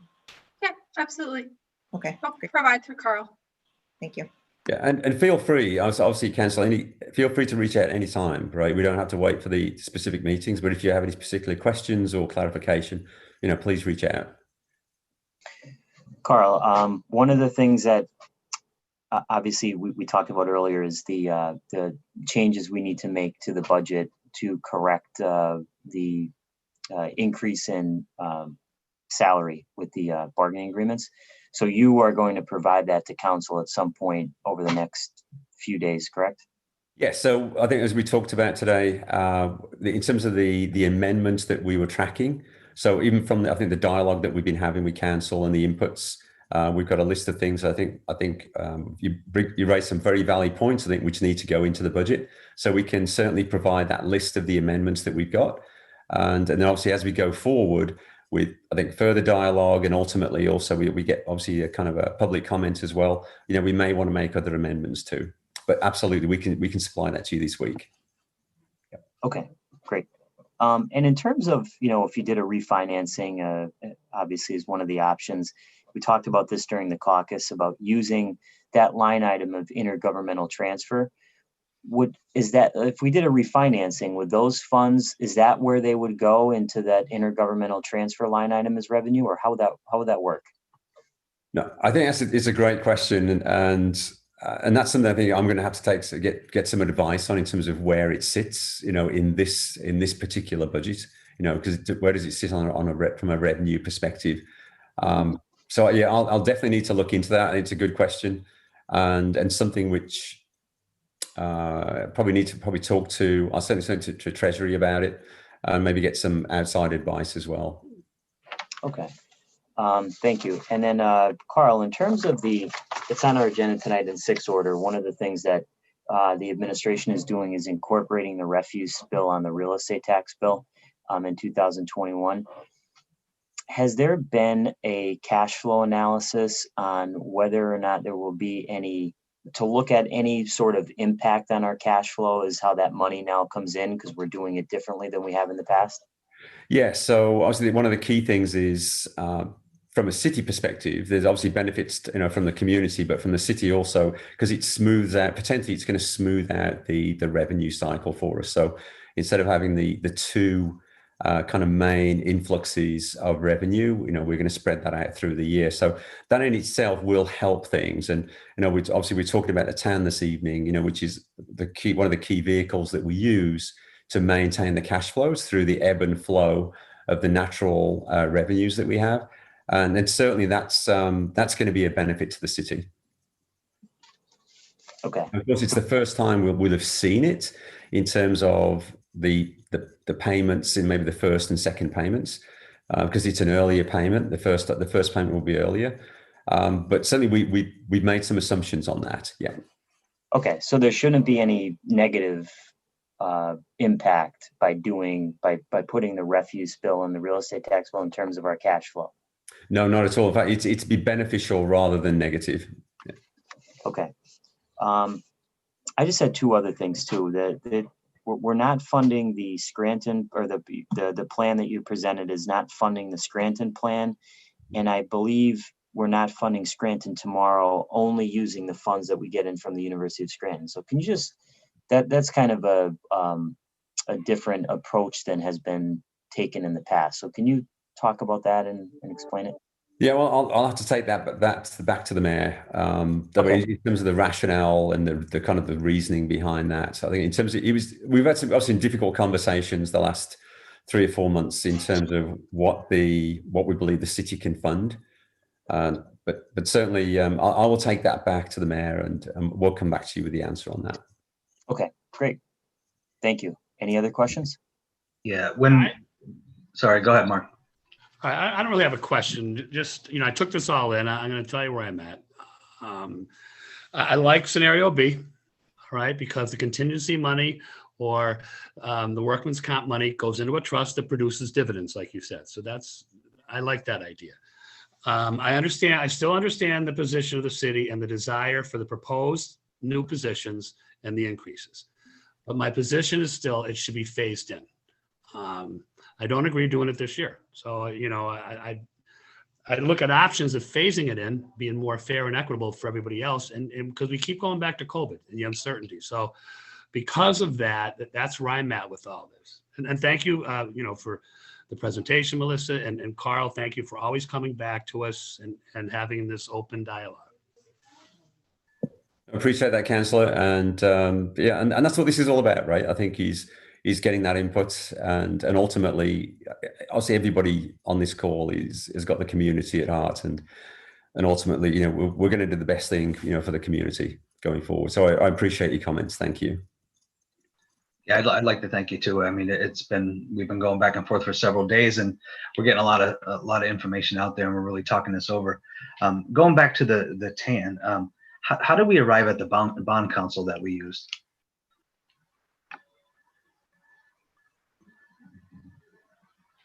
So I think as Melissa explained, this was a carryover, I think, from previous years. And so it was really, I think, just precedents have been set in terms of the way that the TAN had been prepared in the past, and we just followed that process. So there was no, certainly from the city perspective, there was no predetermined view on, whether this particular council is the right council or not. Okay, and normally that would go through an RFP process? RFQ. RFQ. Yeah. Well, I think it can go through an RFQ. Yeah. I mean, you did that for Labor Council, and when you use Stevens and Lee for appellate council, I know. Yeah. No, I think, yeah. I mean, that's how it was done in the past, but. Yeah. Is there a bid threshold for professional services? I don't know that offhand. 21,000. So this 21 this is just below that. 21,000 in a annual basis. Mm-hmm. Okay. I will offer, Councilman Schuster, usually municipalities have their bond counsel for as long as they practice, typically, because they usually have institutional knowledge that they're building on, just for your benefit. Okay. All right. Thank you. Yep. All right. Any other questions for Melissa or Carl? All right. Thank you so much, Carl and Melissa, for coming tonight and answering our questions. I think the budget is it's on our agenda tonight in 6th order. We'll pass it, and then we'll table it for further discussion. We have a public hearing next week, so we'll continue to converse back and forth and until we have a passed budget in probably the middle of December. Okay. Very much appreciated. Thank you very much. Thank you. Have a good night. Have a nice Thanksgiving too. Thank you. Yeah, you too. Okay. Now I would like at this time, if someone would please make a motion to accept public comment from the following individual, Faye Franis. So moved. Second. There's been a motion and a second to accept public comment. Mrs. Reed, would you please read Ms. Franis's comments into the record? Thank you. Ms. Franis' comments are as follows. Council, Bill Gaughan, last week you answered my first question since March. It was in regards to why did council not fight for the people to get them their $50 million that they were overtaxed for? You said that would be biting off your nose to spite your face because the city would have to file bankruptcy. I definitely believe filing bankruptcy is the best thing the city can do. You would have a fresh start.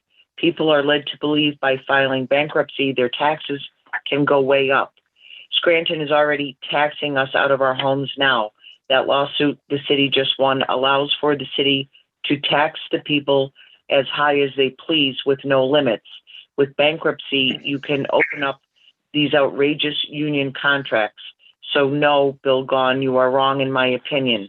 I heard Mayor Cognetti say at last Thursday's budget meeting, she feels sympathetic to the people who have not paid their garbage fees in decades and might possibly knock off their penalties and interest they owe. Really, I have to ask, why would the mayor feel bad for these people? Would it be helpful in her election to get all of their votes? Mayor Cognetti should know by doing so, it may leave a really bad taste in the mouths of the 75% of the people who have paid for all of those who haven't paid their garbage fee for over a decade.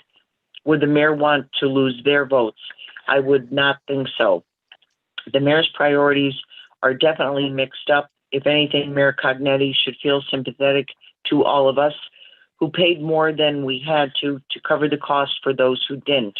Again, if your answer to collecting these late garbage fees is to continue to put liens on properties, that does not work. If you put this fee in the property taxes, that only accounts for going forward. The city needs to aggressively go after the people with late fees for decades. As for Mayor Cognetti's wishes to give out raises and create positions when people don't have food or losing their businesses, City Council should never vote for any of this. None. Council mentioned if Mayor Cognetti can just justify these new positions and raises, then you would consider it. There is no justification for any new jobs or raises, period. People are broke already because of all of the city's payroll and benefits. Enough already. Council can't keep giving the mayor everything she wants. Scranton is a distressed city with skyrocketing taxes and fees. Stop coming to us for all of your senseless needs. If you filed bankruptcy years ago, we would not have these problems. The police and fire department contracts are up at the end of December 2021, right after Election Day. Is the mayor going to give away the store to get all the union votes too, like Bill Corright did? We, the taxpayers, must pay for those hefty demands from the unions. Never forget that. ECTV should get $120,000 in this budget. They deserve every penny. They have been working for years with hardly anything, barely getting by. It is time they get their fair share of the Comcast franchise fee. If it were not for ECTV workers, we would not have a clue what was going on in the city. They are to be thanked. Submitted by Faye Franis. Thank you, Mrs. Reed. Is on the question? Anyone on the question for public comment? Okay, I'd like to thank Ms. Franis for her comments. And again, anyone who has comments on the budget, there's a public hearing on December 1st, next Tuesday at 5:45. So those comments on the budget will be read into the record by Mrs. Reed. So if you are interested in reviewing the budget, you can access it by going to www.scrantonpa.gov. It is on our agenda from last week. So you can download that and you can take a look at it and give us your comments and any suggestions that you have. Anyone else on the question? All those in favor signify by saying aye. Aye. Aye. Opposed? The ayes have it and so moved. Fifth order, 5A motions. Thank you. Councilman Schuster, any motions or comments tonight? No, nothing at this time. Thank you. Councilman McAndrew, any motions or comments? Yes, Oh, can't hear you, Mark. Mark, can anyone else hear Mark? No. I can read his lips though. so I can get some answers here. So Mark, I'm sorry. We missed what you said from the beginning. It cut out for some reason. Can you hear me now? Yeah, we can hear you now. Yeah. So you might have to start over It's again. every week. It's that hacker, I'm telling you. All right. So last week during the budget hearing, I posed two questions to Mr. Deeley and Mayor Cognetti. I've yet to receive responses. So here they are again. Mrs. Reed, could you please forward these? Last week I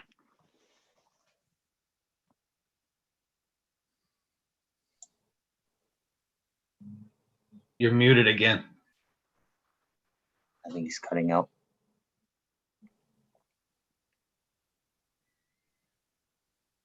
I'm not referring to, someone in the bargaining unit. These are supervisory positions. And the second question was, what is going to be the total number, all right, or the amount for the new positions, the increases, including total compensation, benefits, salary, and pension contribution. Last week, we got a number around 838,000. That's without these extra numbers in it. So I'm still awaiting that total number that's going to be added to the budget. All right. And then I have another question. So, I saw Sunday's article about the gas card reports and that they're being done, in City Hall. My question is, we have a fleet manager now. I thought he was hired to do that.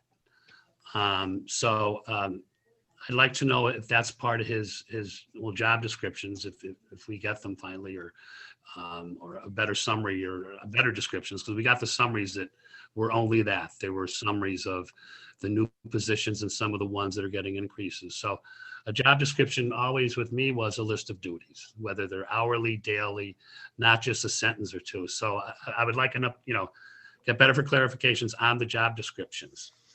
And lastly, the day after tomorrow's Thanksgiving. I want to wish everybody a happy Thanksgiving. We got to keep it safe, keep it small. I'm only an instant message or an email away if you need any help, because I know for a lot of people out there, this is going to be the first time they're preparing a Thanksgiving dinner, and I'm happy to help relieve some of that anxiety.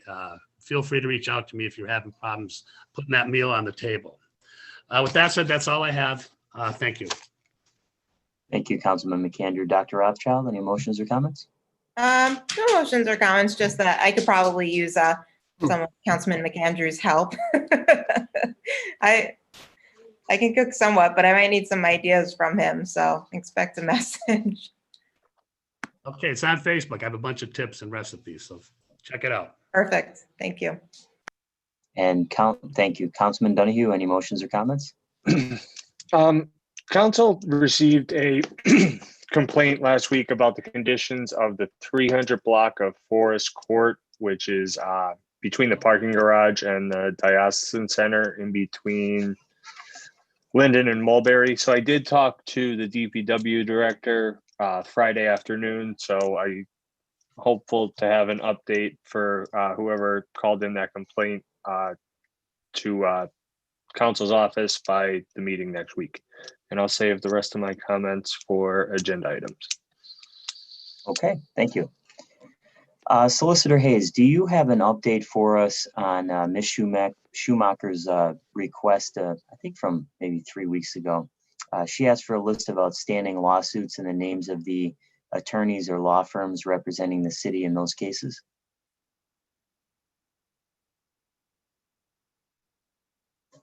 Let me get off mute. I do not. I did reach out to the law department and asked them to supply me with that information. I don't have access to that unless I did a docket search and went through every case to see if it's active or not. But I don't have an update on that. Okay, could we ask for another update? And I mean, I can't imagine that it would, take that long they should have that information readily accessible. So if we could ask for that by the end of business this week, or not this week's Thanksgiving, maybe next week, I think would be, more than doable. We've been waiting now quite a long time. So. All right, I'll reach out. All right, thank you. Last week I had mentioned and made a motion to ask the administration about the plan for Naog Park. Again, on our agenda tonight in third order, we have the minutes from the Scranton Recreation Authority.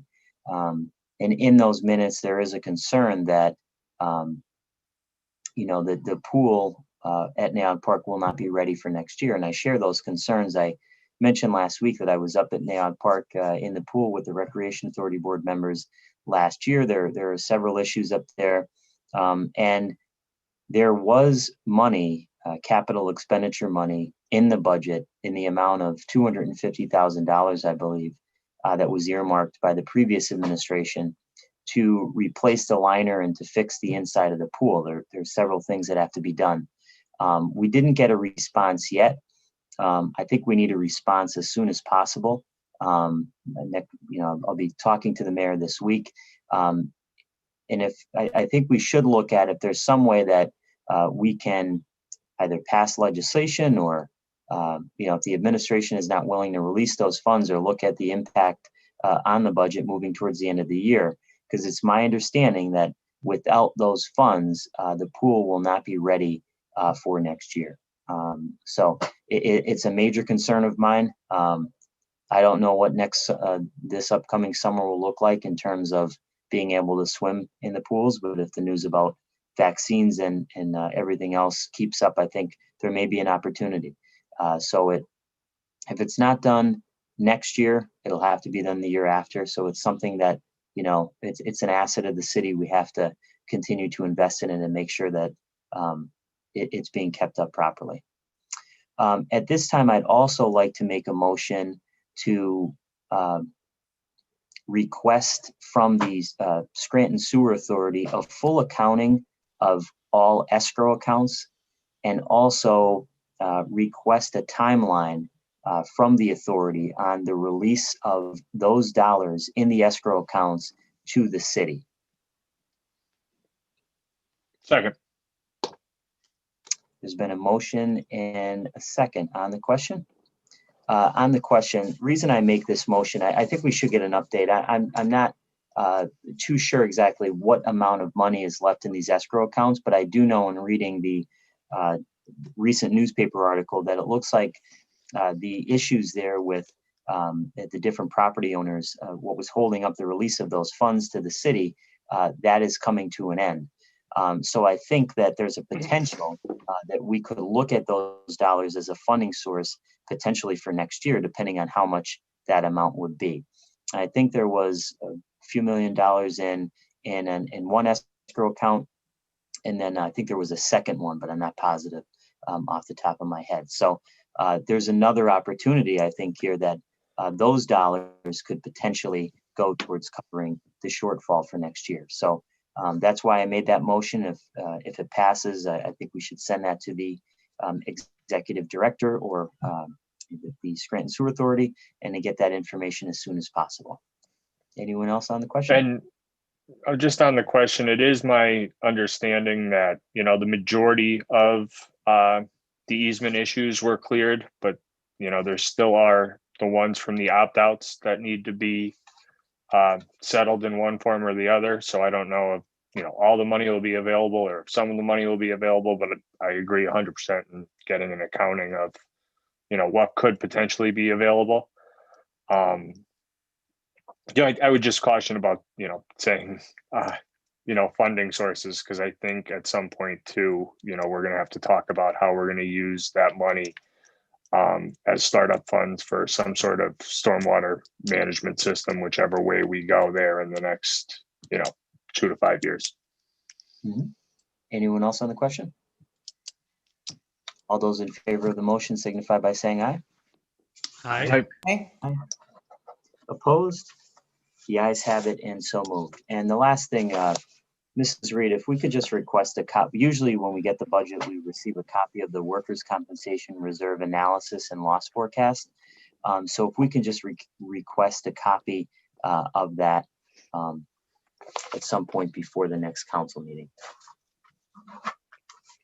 And that's all I have. Mrs. Reed. Thank you. 5B, for introduction and ordinance authorizing the mayor and other appropriate city officials to execute and enter into an agreement for collection of delinquent municipal claims on behalf of the city of Scranton with Portnoy Law Associates LTD, and approving collection procedures, appointment of solicitor, interest assessment, credit card and debit card charges, and fees and costs to be added to the amount collected as part of unpaid municipal claims for delinquent accounts. Thank you, Mrs. Reed. At this time, I'll entertain a motion that item 5B be introduced into its proper committee. So moved. Second. On the question? On the question, I'd like to just make a quick motion that we request Portnoy to come into one of our caucuses, just to give us a presentation on, how they, their collection procedures, some of their expectations, and then maybe answer any questions we might have before final passage. Okay, there's been a motion. Is there a second? Second. It's been a motion and a second on the question. On the question, this is not, with contracts of, this significance, I think it's normal practice that they come in and just give us a presentation. I agree. Anyone else on the question? Okay, there's been a motion, a second on the question. All those in favor of the motion signify by saying aye. Aye. Aye. Opposed? The ayes have it and the motion passes. On the question, I have a few questions here. I agree with Councilman Donahue that we should ask that Portnoy come in and answer questions. But there's a few things that stuck out to me in my initial review of this. Number one, I'd like to see the RFP submissions for all 5 bidders to this request for proposals. One of the things that I did not see is the political contribution disclosure form, or any disclosure forms that are usually always in the backup, or should be in the backup to this legislation. In light of all of the issues that we had with NRS here within the last few years, I think it's extremely important that we make sure that any and all information is disclosed to council before we would ever make a final decision. In looking at the agreement, it allows for Portnoy to collect all unpaid collections under the Municipal Claims and Tax Lien Act. However, the RFP was limited to the collection of delinquent refuse fees for the years 2002 to 2020. I believe that the contract and the ordinance need to be amended so that it only covers the services that were contained in the actual request for proposals. I'd also like to request that prior to this being approved, if it is approved, that there's unpaid fees and costs up to a certain amount that Portnoy is including in their proposal. And I'd like to request that we consider having them first come back to the city and to council to request prior authorization so that the city is not stuck with a large amount of unpaid fees or costs owed to them and other outside attorneys because they have not collected it or the agreement is terminated at some point. Also, in my review of this RFP, it states that Portnoy has been used by other municipalities. Specifically, it's indicated that they have 7 local contracts. So I'm very interested to determine whether these other municipalities have had a positive experience. So I think we need to contact those 7 local municipalities who have contracts with Portnoy. I think we need to really take a close look at this before final passage. And as Councilman Donahue said, understand the business model that will be used. I was also under the impression that this would be kind of a short-term thing because we were going to work towards moving in the direction of the county for the county to perform this type of work. I think we need to look at the term that's included in the contract. It says it would be, I think, re-up every year or something to that effect unless either party says that they don't want to do that. So I think we need to take a look at that.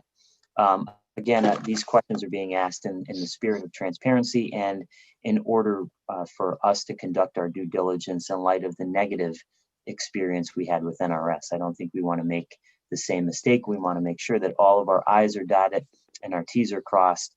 And that starts with the disclosure, which quite frankly, I cannot understand or believe that that was not included here. This is at least the 2nd or 3rd time that documentation has not been included with the contract or legislation. And we've had to ask for, it to be included, then we have to put it in 3rd order. It just is unacceptable. I could see it maybe happening once, twice, but this is like the 3rd or 4th time. And it should not happen. I've made a point in speaking with the law department and the administration that political contribution disclosures are important. Attorney Hayes and I pushed for that to be included in all RFPs moving forward. And I think that that's important, again, in light of all of the things that have gone on in the past, just to be extremely transparent. So all I have on that. Any other questions for anybody else on the question? I agree. The disclosure 3 times in a row, and we're always told it was an oversight. So, I mean, 3 times, shame on us. So we have to fix this. Thanks. I was just going to express the same thing, that yeah, I agree that it's unacceptable, and I really can't understand why these documents wouldn't be included. The disclosure forms are important, and so I feel like they should know at this point that we're going to ask for that, and it's making more work on our end and theirs. So if they could just include that from right off the bat, I don't think there'd be an issue. I agree. Anyone else on the question? All those in favor of introduction signify by saying aye. Aye. Aye. Aye. Opposed? The ayes have it, and so moved. 5C for introduction, a resolution ratifying and approving of the execution and submission of the grant application by the City of Scranton Police Department to the Commonwealth of Pennsylvania, acting through the Commonwealth Financing Authority, for a local share account grant pursuant to the Gaming Funds Grant Program in the amount of $257,925 to install an HVAC system in Emergency Services Center, formerly Sorrento Armory, located at 1801 Pine Street, Scranton, Pennsylvania, and authorizing the mayor and other appropriate city officials of the City of Scranton, Pennsylvania, to accept the grant if successful and execute and enter into a local share account grant contract and commitment letter with the Commonwealth of Pennsylvania, to accept and utilize the grant in the amount of $257,925 awarded by the Commonwealth of Pennsylvania for such project. Thank you, Mrs. Reed. At this time, I'll entertain a motion that item 5C be introduced into its proper committee. So moved. Second. On the question? On the question, I think in the past, there were some questions asked about the total expense that has been put forth at this point in time for this building. Did we ever get any of that information? I believe we did. Mrs. Reed, I think the business administrator provided a breakdown of what has been spent. I think in the past, we've received a breakdown of all the money that's been allocated for that building, correct? I believe so, Councilman, and I'll check the BA and the police department files and pull the information I have, and I'll send to Councilman Schuster. Thank you. I know this is a grant, and it's great to see grant money going towards some of these projects. Maybe looking at this going forward, we see what the administration has in mind of upgrades and work being done to see if we can get maybe an end goal in sight, or at least an estimate of where they're going to go with this facility. Okay. Anyone else? I was originally opposed to the acquisition of this property for a number of different reasons. One of which was because at that time in 2017, with the position that we were in financially, I just didn't feel that adding another asset that the city would have to maintain and take care of would make much sense. And at that time, it wasn't clear what the cost would be moving forward in terms of maintaining and the upkeep of that building. With that being said, the building was acquired. I did not win that battle. So at this point, you can't put toothpaste back in the tube. The fire department and police department, I believe, are both starting to use this building in some capacity. This grant does not require a match from the city, which is a good thing. And I think it's in the amount of $257,925 to repair the HVAC system. So at this point, since we already have acquired it and there's already been money put into it, it really doesn't make sense to me to sit on it and not try to make it into a usable facility, with keeping in mind to use as much grant money as possible so it doesn't affect our overall budget. One of the benefits of this that no one could have foresaw back in 2017 was the potential use for this facility as a overflow location for COVID patients in the event that our hospital system is filled to capacity, which we're not there yet. But I mean, over the next few months, who knows what could happen. at the rate that the cases are rising. So inadvertently, I think that this actually turned out to be not a terrible thing, because we do have the building, it's close to the hospital system, and it could benefit the city in the long run. So I'll be voting for this this grant. And again, I think it's important to note that there's no match requirement by the city. So hopefully we get the full amount. Anyone else on the question? I have a quick one. So, I mean, I know, like you said, you can't put toothpaste back in the tube, but so we use a lot of COVID money so far to put into this building. Am I correct in saying that? Or some funds went towards that with the thought process that we might need it, but I'm not clear, because this is all new too with the COVID money. So if we put a lot of COVID money into that building and then don't use it for such, is there any penalty for that, or is that going to come back on us? Does anybody I don't know off the top of my head, but I don't believe so, because the intent when they used the money, I think to fix the plumbing and do something else, it was I think it was in the $60,000 range that they submitted, the bills that they submitted. I think with the intent being that you would have to make those upgrades to have that facility be able to operate for the hospitals. I don't think we would get knocked for that if it ends up not being the case that we don't have to use it, but I don't know that for sure. So that's a question that I think we should probably ask. It's a good question. Thank you.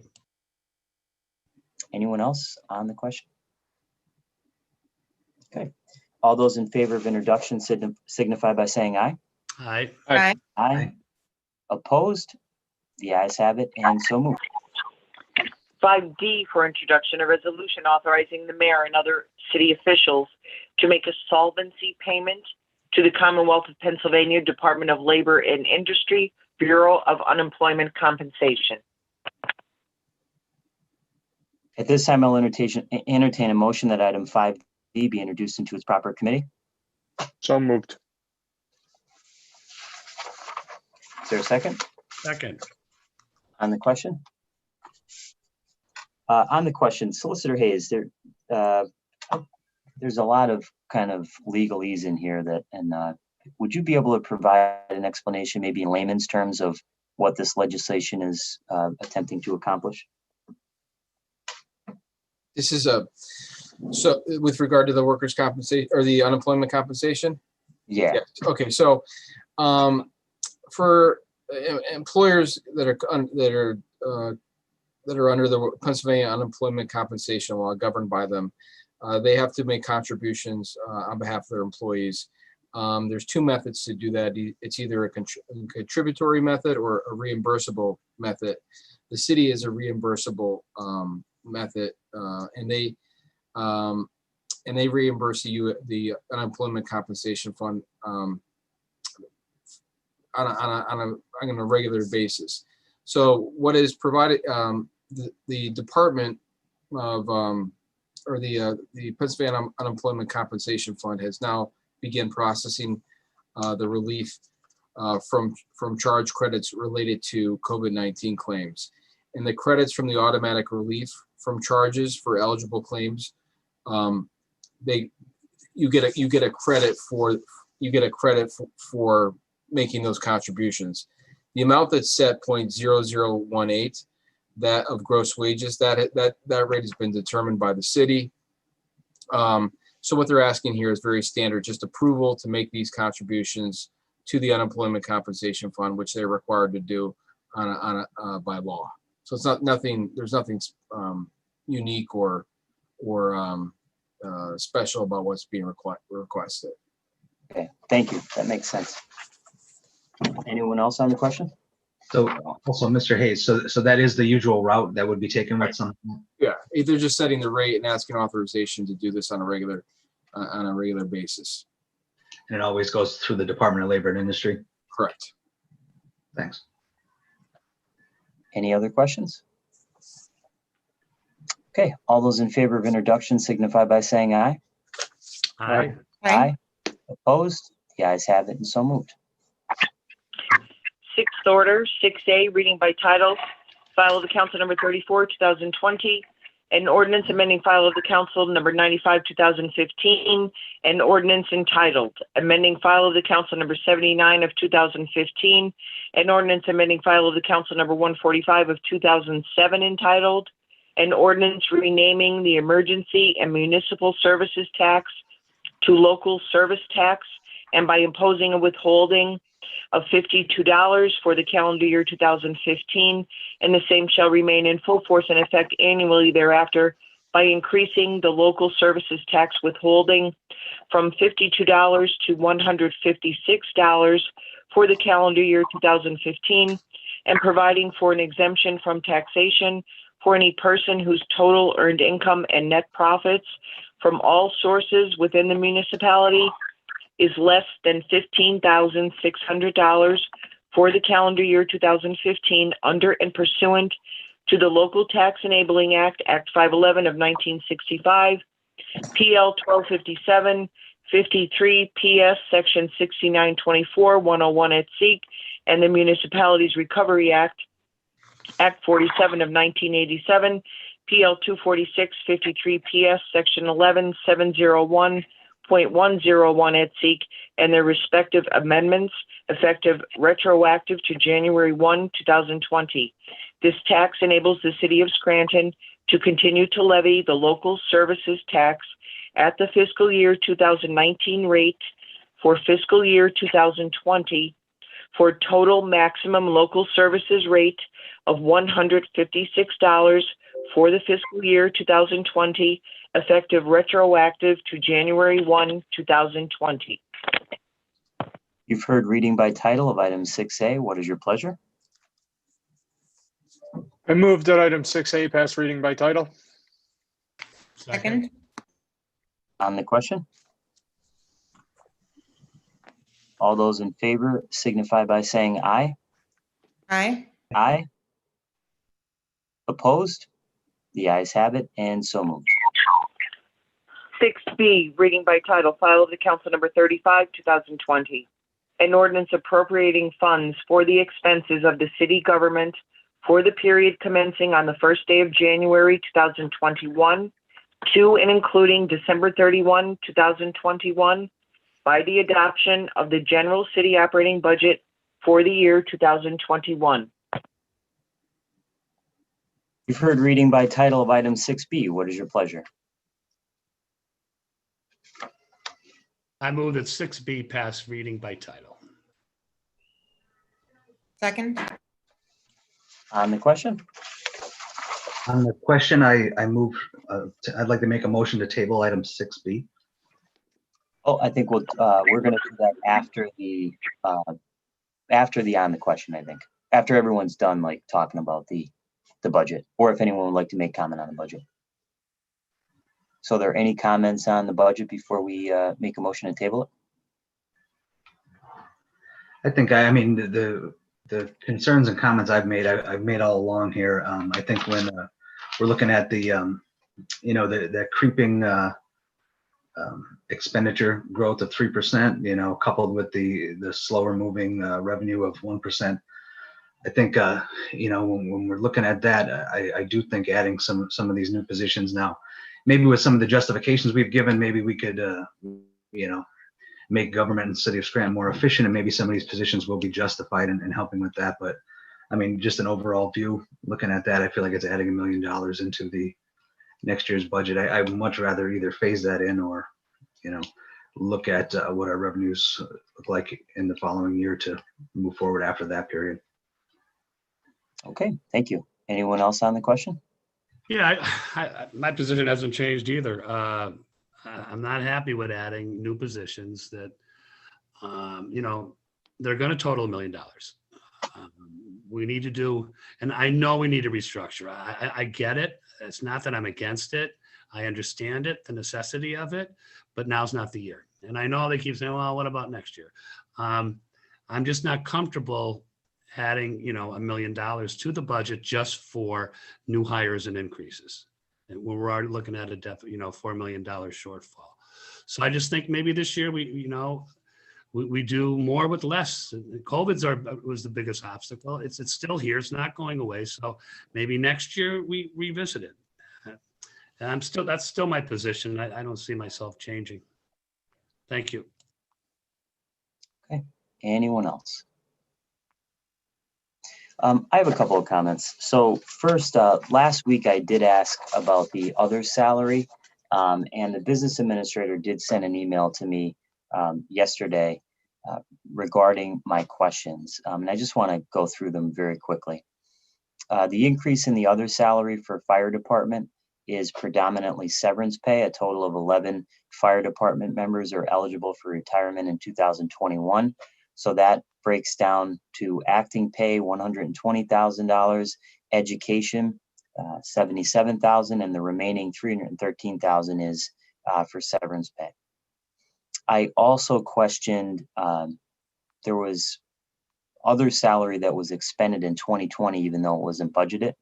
Mr. Deeley had told me that the 2020 payment in the LIPS department was a settlement issued in connection with the labor matter filed by 4 employees.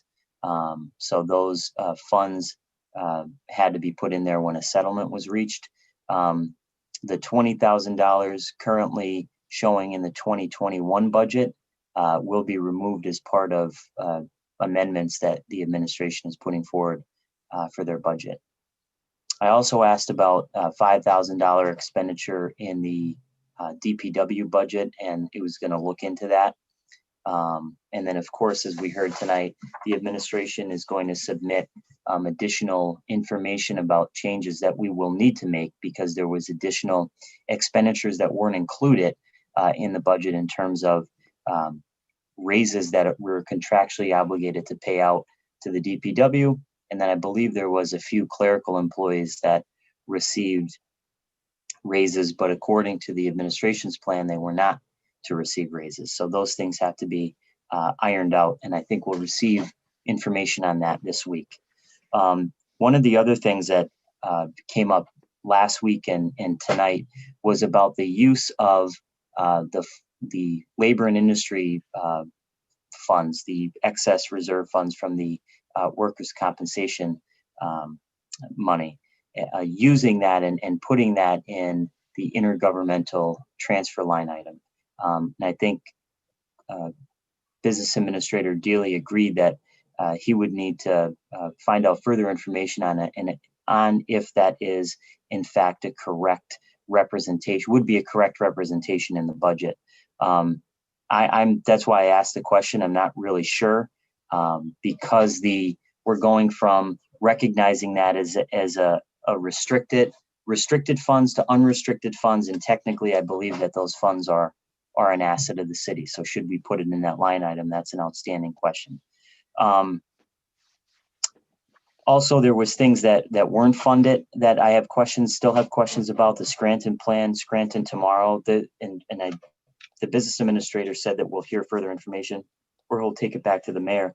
One of the things I think we have to remember with Scranton tomorrow, and I think we should reach out to Leslie Collins before we pass this budget in the middle of December, is that a few years ago there was a plan that was developed by the National Resource Network, and it was a multi-year process that created a plan for the downtown, which eventually, according to the plan, would transition the downtown into a business improvement district. So Scranton tomorrow was charged with instituting that plan and carrying out that plan. And I know we have a copy of the plan in council's office if anybody would like to take a look at it.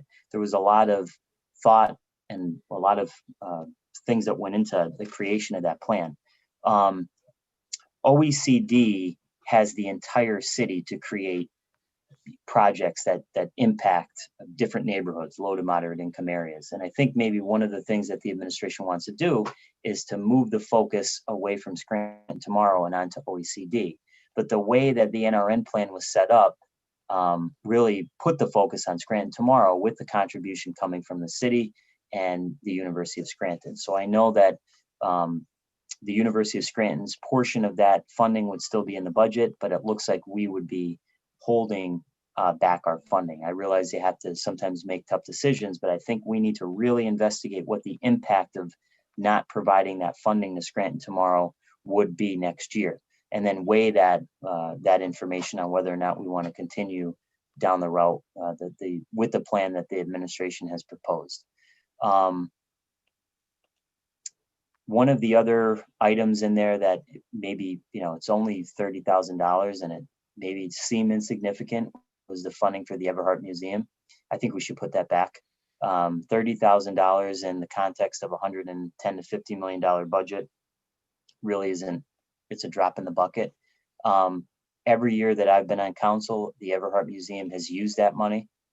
So I think we should contact, and Mrs. Reed, if you can contact the representatives or whoever is in charge at the Everhart, just to see what they use that funding for.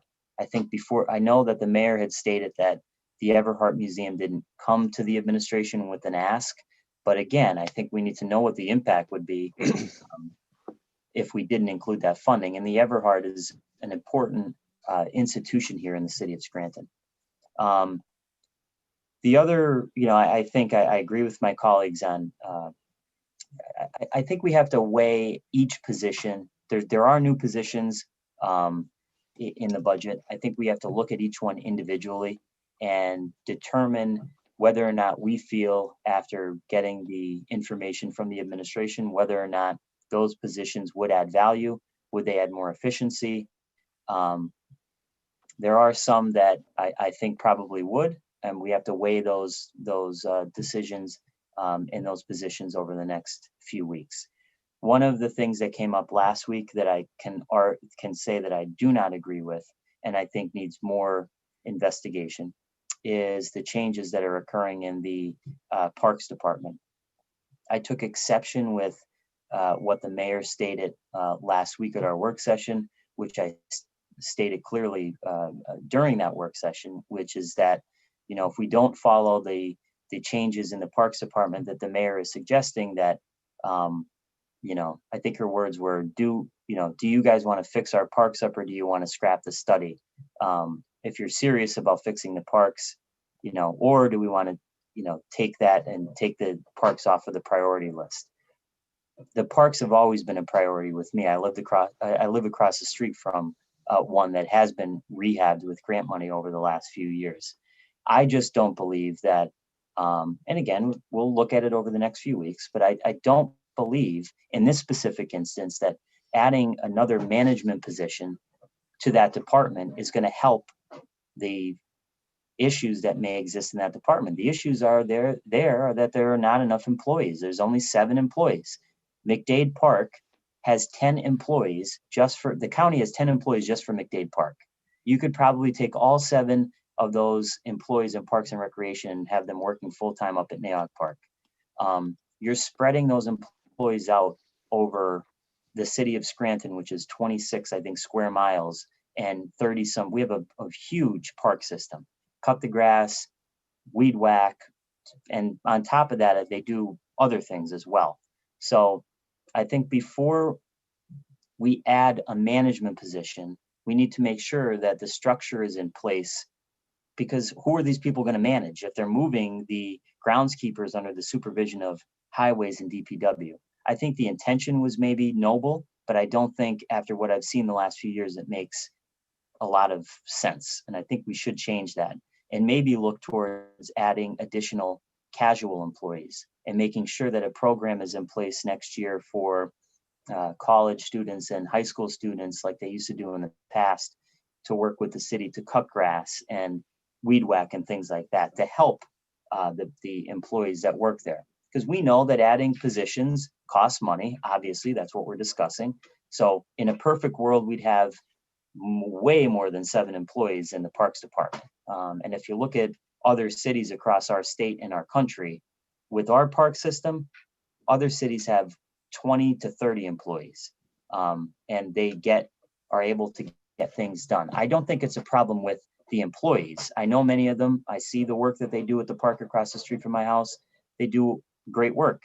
It's the fact that they're stretched way too thin. So adding a management position there when there's already a director I don't know that there'd be enough for them to manage. So I think we need to look at that closely, and I don't agree with what's being proposed there.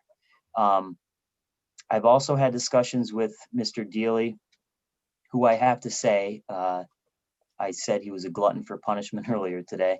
I do appreciate, the business administrator and the mayor continuing to show up, answer questions, have a dialogue with council, even though we may disagree with some things. To me, that is called good government. And I'm glad to see that that is taking place, that we can, continue to have those discussions, because in the past, it wasn't always that way. So I think, we need to continue to capitalize on this and keep those line of communications open. I'm very pleased with the way that has worked out. One of the things that I did talk to the business administrator with earlier today is, for example, in the police department, it looks as though what they're proposing is to create a new position, a deputy police chief in the police department, which I can understand. I know Chief Graziano had recommended that before he left. However, what they're doing there by taking a patrolman off the street to create that position, I don't know that I agree with that. I think that really has to be investigated further. And then we did talk about that would be a change, I think, to the collective bargaining agreement. Those things have not been bargained yet. And we're going to do that. And then I just think we should have an agreement in front of us before we go ahead and make a change like that. If they don't agree to it, I could just foresee issues there. If you want to create the position and you can find funding for it without taking a patrolman off of the street, I guess you could say, I may look at that a little bit differently.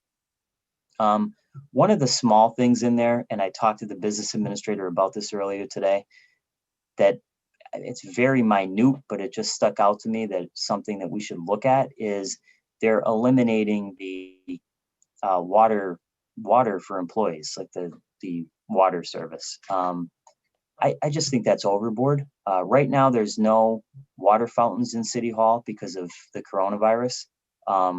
Every place that I've ever worked in my life, your employer provided fresh drinking water for you when you're working there.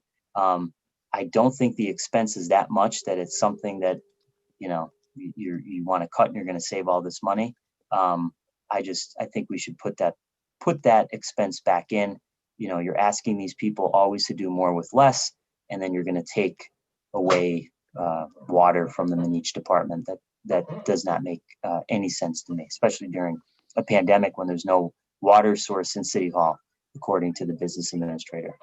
So overall, I think we're going to take all of the information that we received tonight from PFM and from the business administrator. We're going to take that into account, all of the discussion that we've had over the last few days, and we're going to continue to consider this budget and any changes that we might make.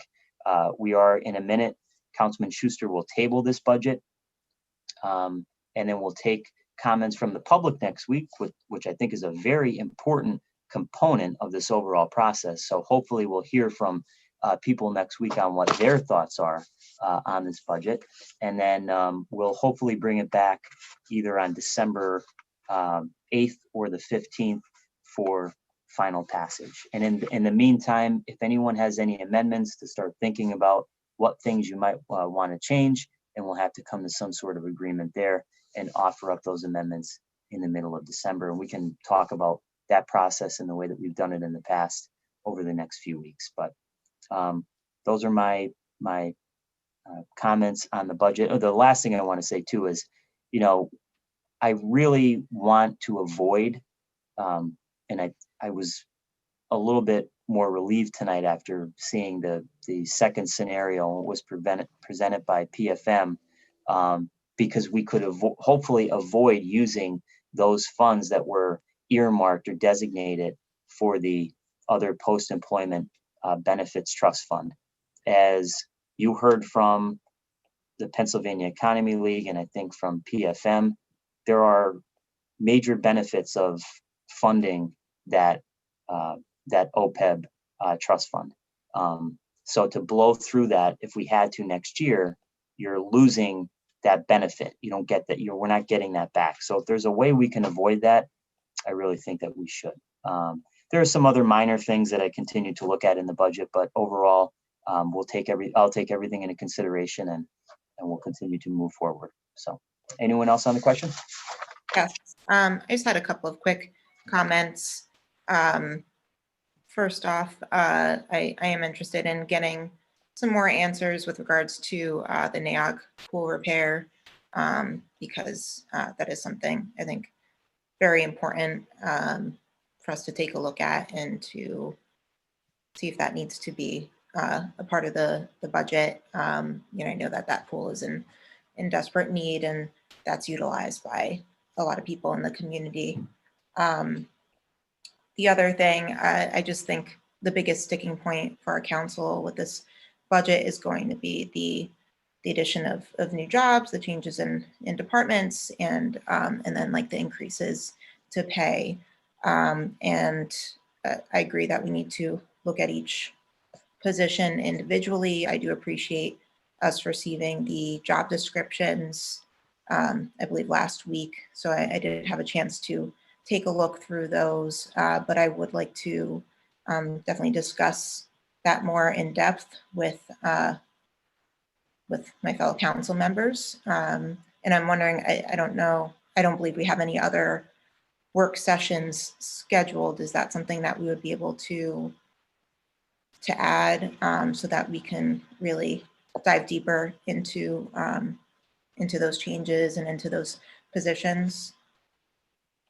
Yeah, I think probably what would make the most sense is, over the next few days, if anyone has any additional questions outside of what's already been answered, maybe we can compile those questions or those concerns into some kind of document and then present it to the administration. And then we can have a work session targeted towards those additional questions or those additional areas. Because I think with the second work session we had, we kind of went through the budget as a whole. And now maybe if we can put our questions, any additional questions or thoughts down, give them to the administration in advance, and then be able, if they are agreeable to that, which I based on, how open they've been so far, I think they would be, to have them maybe come back within the next 2 or 3 weeks before final passage. Yeah, I think that's a good idea. I feel like that would be a better way to go rather than us, just throwing amendments left and right. Yeah, no, with the amendments, so what I've always believed too is if we're going to offer up, like we did last year, we proposed several amendments to the budget. We would communicate those with the administration. Now, maybe we make some amendments that they don't agree with, and that's fine. And they will obviously tell us that and communicate that to us. But I do think that we should run it by the business administrator and the mayor to say, look, here's what we're thinking, and then go from there, whether or not we're going to introduce those at some point. But I agree with you. Mm-hmm. I'm sorry, did you have anything else, Dr. Rothschild? I'm sorry. No, that was all I had. Thank you. Anyone else on the question for the budget? All right, great. All those in favor signify by saying aye. Aye. Aye. Opposed? The ayes have it, and so moved. And now, Councilman Schuster, you're up. I'd like to make a motion to table item 6B. Second. There's a motion on the floor and a second to table item 6B, the city's 2021 operating budget. This piece of legislation is being tabled until a public hearing is held, which has been scheduled for Tuesday, December 1st, 2020 at 5:45 p.m. On the question? All those in favor signify by saying aye. Aye. Aye. Opposed? The ayes have it, and so moved. 6C, reading by title, file of the council number 36, 2020. An ordinance amending file of the council number 6, 2020, amending file of the council number 59, 2019, entitled, an ordinance amending file of the council number 17, 1994, entitled, an ordinance as amended, authorizing the governing body of the city of Scranton to enact a waste disposal and collection fee for the purpose of raising revenue to cover the waste disposal and collection costs incurred by the city of Scranton for the disposal of refuse by imposing a waste disposal and collection fee of $300 for calendar year 2021, and the same shall remain in full force and effect annually thereafter, and to amend the timeline for payments, allowing change in the mechanism of billing, update the requirements for exonerations, and increase penalties for violations. You've heard reading by title of item 6C. What is your pleasure?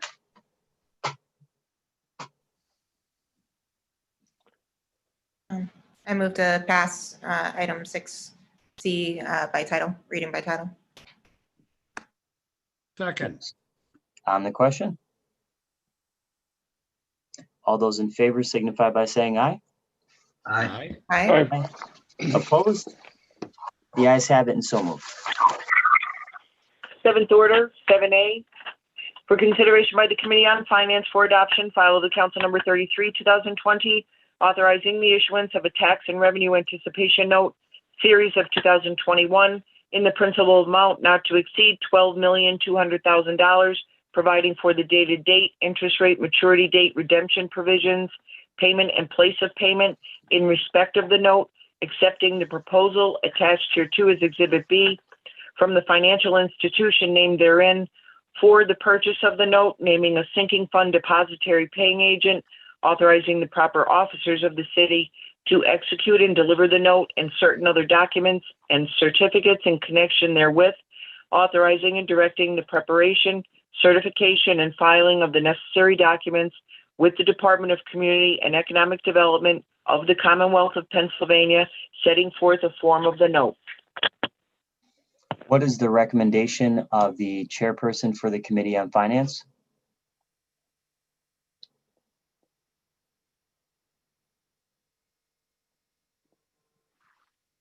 All right, I lost my place there for a second.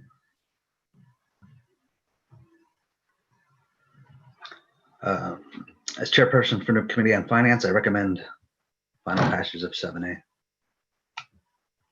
Second. There's been a second on the question. On the question, Mr. Hayes, last week I asked about whether this transaction was comparable with other transactions of this nature. With some of the information that we got tonight, do we still feel that's, what would your opinion be on that at this point? Well, Councilman, it's certainly comparable with the prior TANs that have been issued by the city of Scranton. So, you know, the TANs that I have been involved in that did not necessarily have this amount of fees. However, the ones I was involved in were not as large. You know, this is, as Councilman Deeley, or as a business administrator Deeley indicated, this just seemed to be a carryover from past practices from prior administrations, and that's what they did in this instance too. Obviously, council was not consulted about that process, but I think that's the, you know, as good of an explanation as we're going to get is what was provided earlier today.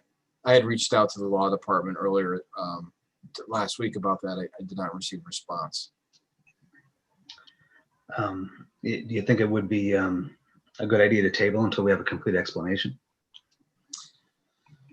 Well, I think that's up to council. The explanation that we have, I think, is that bond counsel has been on standby, or they have this bond counsel they've used for the last probably 4 or 5 years. They use this bond counsel every year, and they pay them the same fee every year, regardless of what work is involved. And they seem to have the same fees every year. I don't know if there's any harm in tabling it, to be honest with you, in terms of the rate. But if you want further clarification, I could reach out. I don't think here's the long short of it. I don't think there's anything we could do at this point in time in terms of, I think they made this commitment to this bond counsel to pay him this amount. I don't know how that's memorialized. I'm sure he's already expended the work and furtherance of that fee. Going forward, if there's something that council wants to change with that process, I guess we can address that later. Oh, I think I'd like to make a motion to table this until we have a complete explanation. I'll second it. It's been a motion and it's been seconded. On the question? On the question, what's been the change in the rate between 2 weeks ago? Does anyone have that readily available? You mean the interest rate? Yeah, because I know that it was specific to when we actually passed this resolution to lock in that rate. Yeah, I think it was my understanding as of tonight that the rate had been locked in. It's at 1.209. Is that correct? I think that's right now. That's what it is. I don't know if we table it. That's next week. Because that was a part of your question the first time, or the first week, Kevin, was locking it in, and how there was a variable rate in our first resolution we introduced. Right. And they did that just to give just an idea of what the rate would fall under, but that the rate would be incumbent on when we pass our final resolution. I understand the concern here, but I just don't agree with tabling it because we're not going to get any other explanation than what was already given. Fortunately or unfortunately, that's just, the explanation was given from Melissa Hughes from PFM and from Carl Deeley, the business administrator. Tabling it is not going to change what, again, you can't put toothpaste back in the tube. It's not going to change. We need the TAN. And I would be concerned that, we would lose out on the interest rate. It's lower than what was even proposed last week. So, I understand, the reason for the motion, but I'm not going to vote for the motion. All right. So how about this? So, there's a lot of toothpaste flying around here, Billy. So just because it was past practice doesn't make it best practice. All right. So obviously, Solicitor Hayes, you said it's probably too late to do anything, but it's not too late to do anything for next time. So let's change that practice next time. Obviously, it's too late to do that, but I'm not always a big fan of past practice. That doesn't always justify best practice. Right. So what I think, what I could do is try to get a full explanation as to how they arrived at that number of 20,000. They already told us. I get we just don't table it. I'm okay with that now, but I'm just saying moving forward, let's change the practice. All right. Okay. Sorry to interrupt you, but. Oh, that's okay. Anyone else on the motion? If we have the rate locked in, and it is lower, I did take a look at the email we received from Mr. Deeley, where it's 1.201, which is originally it was 1.209. So it's a difference of 0.008. They were here to answer our questions, which they did. So I don't have any further questions for them at this time. I do wish that we had a say in the bond council decision. Perhaps if there's legislation that we can consider to change that for in the future, then I think that would be appropriate. But at this time, I'm not in favor of tabling it. Anybody else on the question? Okay. All those in favor of the motion to table signify by saying aye. Aye. Opposed? No. Nay. No.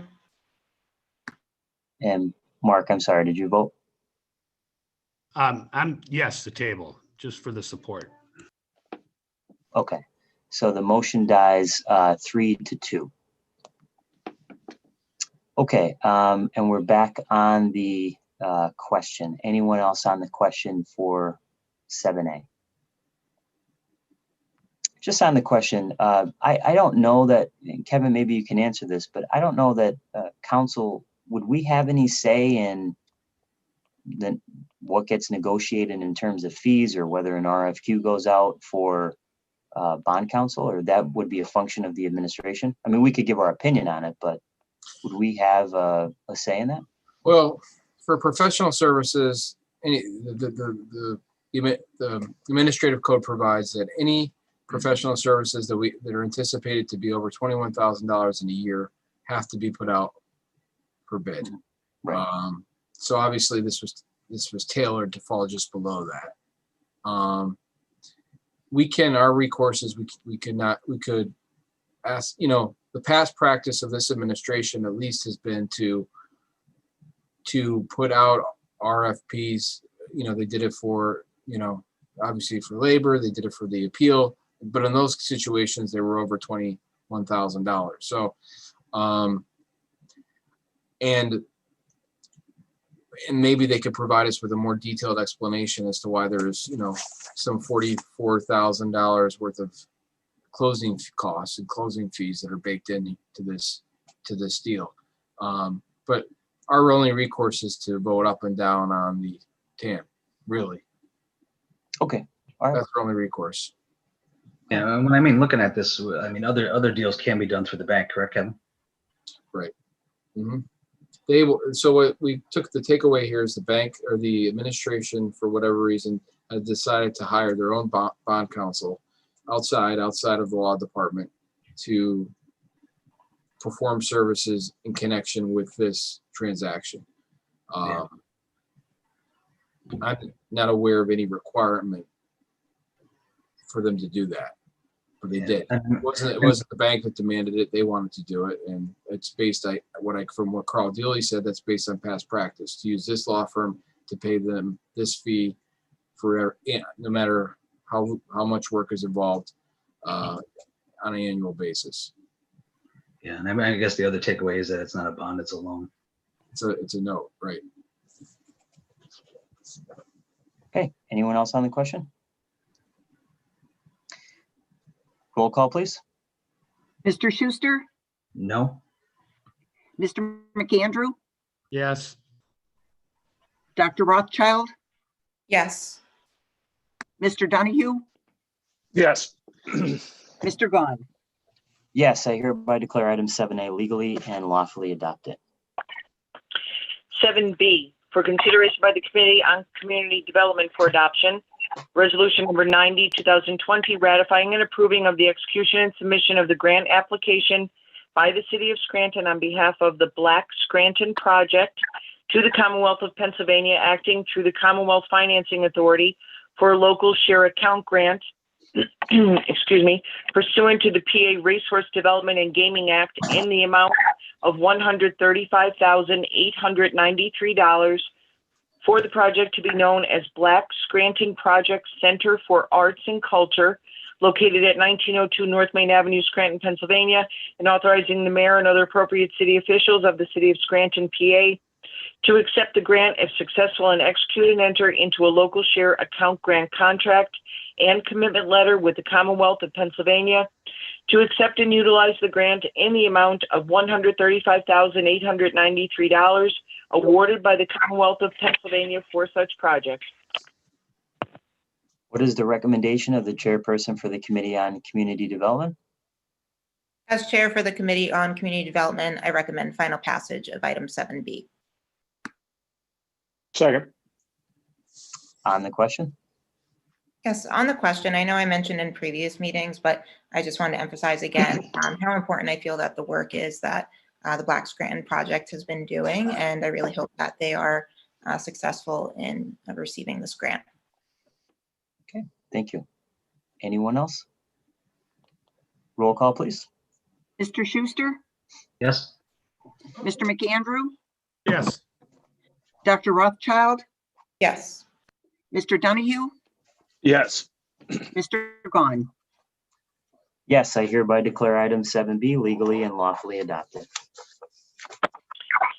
7C, for consideration by the Committee on Community Development for Adoption, Resolution number 91, 2020, ratifying and approving of the execution and submission of the grant application by the City of Scranton on behalf of Greenridge Little League to the Commonwealth of Pennsylvania acting through the Commonwealth Financing Authority for a local share account grant pursuant to the PA Resource Development and Gaming Act in the amount of $121,220 for the project to be known as Field Safety Renovation located at 2630 Oliphant Avenue, Scranton, Pennsylvania, and authorizing the mayor and other appropriate city officials of the city of Scranton, PA, to accept the grant if successful and execute and enter into a local share account grant contract and commitment letter with the Commonwealth of Pennsylvania to accept and utilize the grant in the amount of $121,220 awarded by the Commonwealth of Pennsylvania for such project. What is the recommendation of the chairperson for the Committee on Community Development? As chair for the Committee on Community Development, I recommend final passage of item 7C. Second. On the question? Roll call, please. Mr. Schuster, Yes. Mr. McAndrew, Yes. Dr. Rothschild, Yes. Mr. Donahue, Yes. Mr. Gahn. Yes, I hereby declare item 7C legally and lawfully adopted. 7D for consideration by the Committee on Community Development for adoption, resolution number 92, 2020, ratifying and approving of the execution and submission of the grant application by the city of Scranton on behalf of Johnson College to the Commonwealth of Pennsylvania acting through the Commonwealth Financing Authority for a local share account grant pursuant to the PA Resource Development and Gaming Act in the amount of $158,918 for the project to be known as Stormwater Drainage Project located at 3427 North Main Avenue, Scranton, Pennsylvania, and authorizing the mayor and other appropriate city officials of the city of Scranton, PA, to accept the grant if successful and execute and enter into a local share account grant contract and commitment letter with the Commonwealth of Pennsylvania to accept and utilize the grant in the amount of $158,918 awarded by the Commonwealth of Pennsylvania for such project. What is the recommendation of the chairperson for the Committee on Community Development? As chair for the Committee on Community Development, I recommend final passage of item 7D. Second. On the question? Roll call, please. Mr. Schuster, Yes. Mr. McAndrew, Yes. Dr. Rothschild, Yes. Mr. Donahue, Yes. Mr. Gahn. Yes, I hereby declare item 7D legally and lawfully adopted. 7E for consideration by the Committee on Community Development for adoption, resolution number 93, 2020, ratifying and approving of the execution and submission of the grant application by the city of Scranton on behalf of Lace Building Affiliates LP to the Commonwealth of Pennsylvania acting through the Commonwealth Financing Authority for a local share account grant pursuant to the PA Resource Development and Gaming Act in the amount of $275,000 for the project to be known as Scranton Lace Adaptive Use Project located at 1315 Millard Avenue, Scranton, Pennsylvania, and authorizing the mayor and other appropriate city officials of the city of Scranton, Pennsylvania, to accept the grant if successful and execute and enter into a local share account grant contract and commitment letter with the Commonwealth of Pennsylvania to accept and utilize the grant in the amount of $275,000 awarded by the Commonwealth of Pennsylvania for such project. What is the recommendation of the chairperson for the Committee on Community Development? As chair for the Committee on Community Development, I recommend final passage of item 7E. Second. On the question? Roll call, please. Mr. Schuster, Yes. Mr. McAndrew, Yes. Dr. Rothschild, Yes. Mr. Donahue, Yes. Mr. Gahn. Yes, I hereby declare item 7E legally and lawfully adopted. 7F for consideration by the Committee on Community Development for adoption, resolution number 94, 2020, ratifying and approving of the execution and submission of the grant application by the city of Scranton on behalf of NeighborWorks of NEPA to the Commonwealth of Pennsylvania acting through the Commonwealth Financing Authority for a local share account grant pursuant to the PA Resource Development and Gaming Act in the amount of $70,000 for the project to be known as West Scranton Business Corridor Improvement Plan, located at 800 block of North Main Avenue, Scranton, Pennsylvania, and authorizing the mayor and other appropriate city officials of the city of Scranton, Pennsylvania, to accept the grant if successful and execute and enter into a local share account grant contract and commitment letter with the Commonwealth of Pennsylvania to accept and utilize the grant in the amount of $70,000 awarded by the Commonwealth of Pennsylvania for such project. What is the recommendation of the chairperson for the Committee on Community Development? As chair for the Committee on Community Development, I recommend final passage of item 7F. Second. Second. On the question? Roll call, please. Mr. Schuster, Yes. Mr. McAndrew, Yes. Dr. Rothschild, Yes. Mr. Donahue, Yes. Mr. Gahn. Yes, I hereby declare item 7F legally and lawfully adopted. 7G for consideration by the Committee on Community Development for Adoption, Resolution number 95, 2020, ratifying and approving of the execution and submission of the grant application by the City of Scranton on behalf of Scranton Life Realty Company Incorporated to the Commonwealth of Pennsylvania, acting through the Commonwealth Financing Authority for local share account grant pursuant to the PA Resource Development and Gaming Act in the amount of $262,000 for the project to be known as Spruce Street Historic Renovation, located at 536 Spruce Street, Scranton, Pennsylvania, and authorizing the mayor and other appropriate city officials of the City of Scranton, PA, to accept the grant if successful and execute and enter into a local share account grant contract and commitment letter with the Commonwealth of Pennsylvania to accept and utilize the grant in the amount of $262,000 awarded by the Commonwealth of Pennsylvania for such project. What is the recommendation of the chairperson for the Committee on Community Development? As chair for the Committee on Community Development, I recommend final passage of item 7G. Second. On the question? Roll call, please. Mr. Schuster, Yes. Mr. McAndrew, Yes. Dr. Rothschild, Yes. Mr. Donahue, Yes. Mr. Gahn. Yes, I hereby I'm sorry, I lost my place here. I hereby declare item 7G legally and lawfully adopted. 7H for consideration by the Committee on Community Development for Adoption, Resolution number 96, 2020, ratifying and approving of the execution and submission of the grant application by the City of Scranton on behalf of Trip Park Missy League to the Commonwealth of Pennsylvania, acting through the Commonwealth Financing Authority for a local share account grant pursuant to the PA Resource Development and Gaming Act in the amount of $19,950 for the project to be known as Trip Park Missy League Field Renovations, located at 2000 Dorothy Street, Scranton, Pennsylvania, and authorizing the mayor and other appropriate city officials of the City of Scranton, Pennsylvania, to accept the grant if successful and execute and enter into a local share account grant contract and commitment letter with the Commonwealth of Pennsylvania to accept and utilize the grant in the amount of $19,950 awarded by the Commonwealth of Pennsylvania for such project. What is the recommendation of the chairperson for the Committee on Community Development?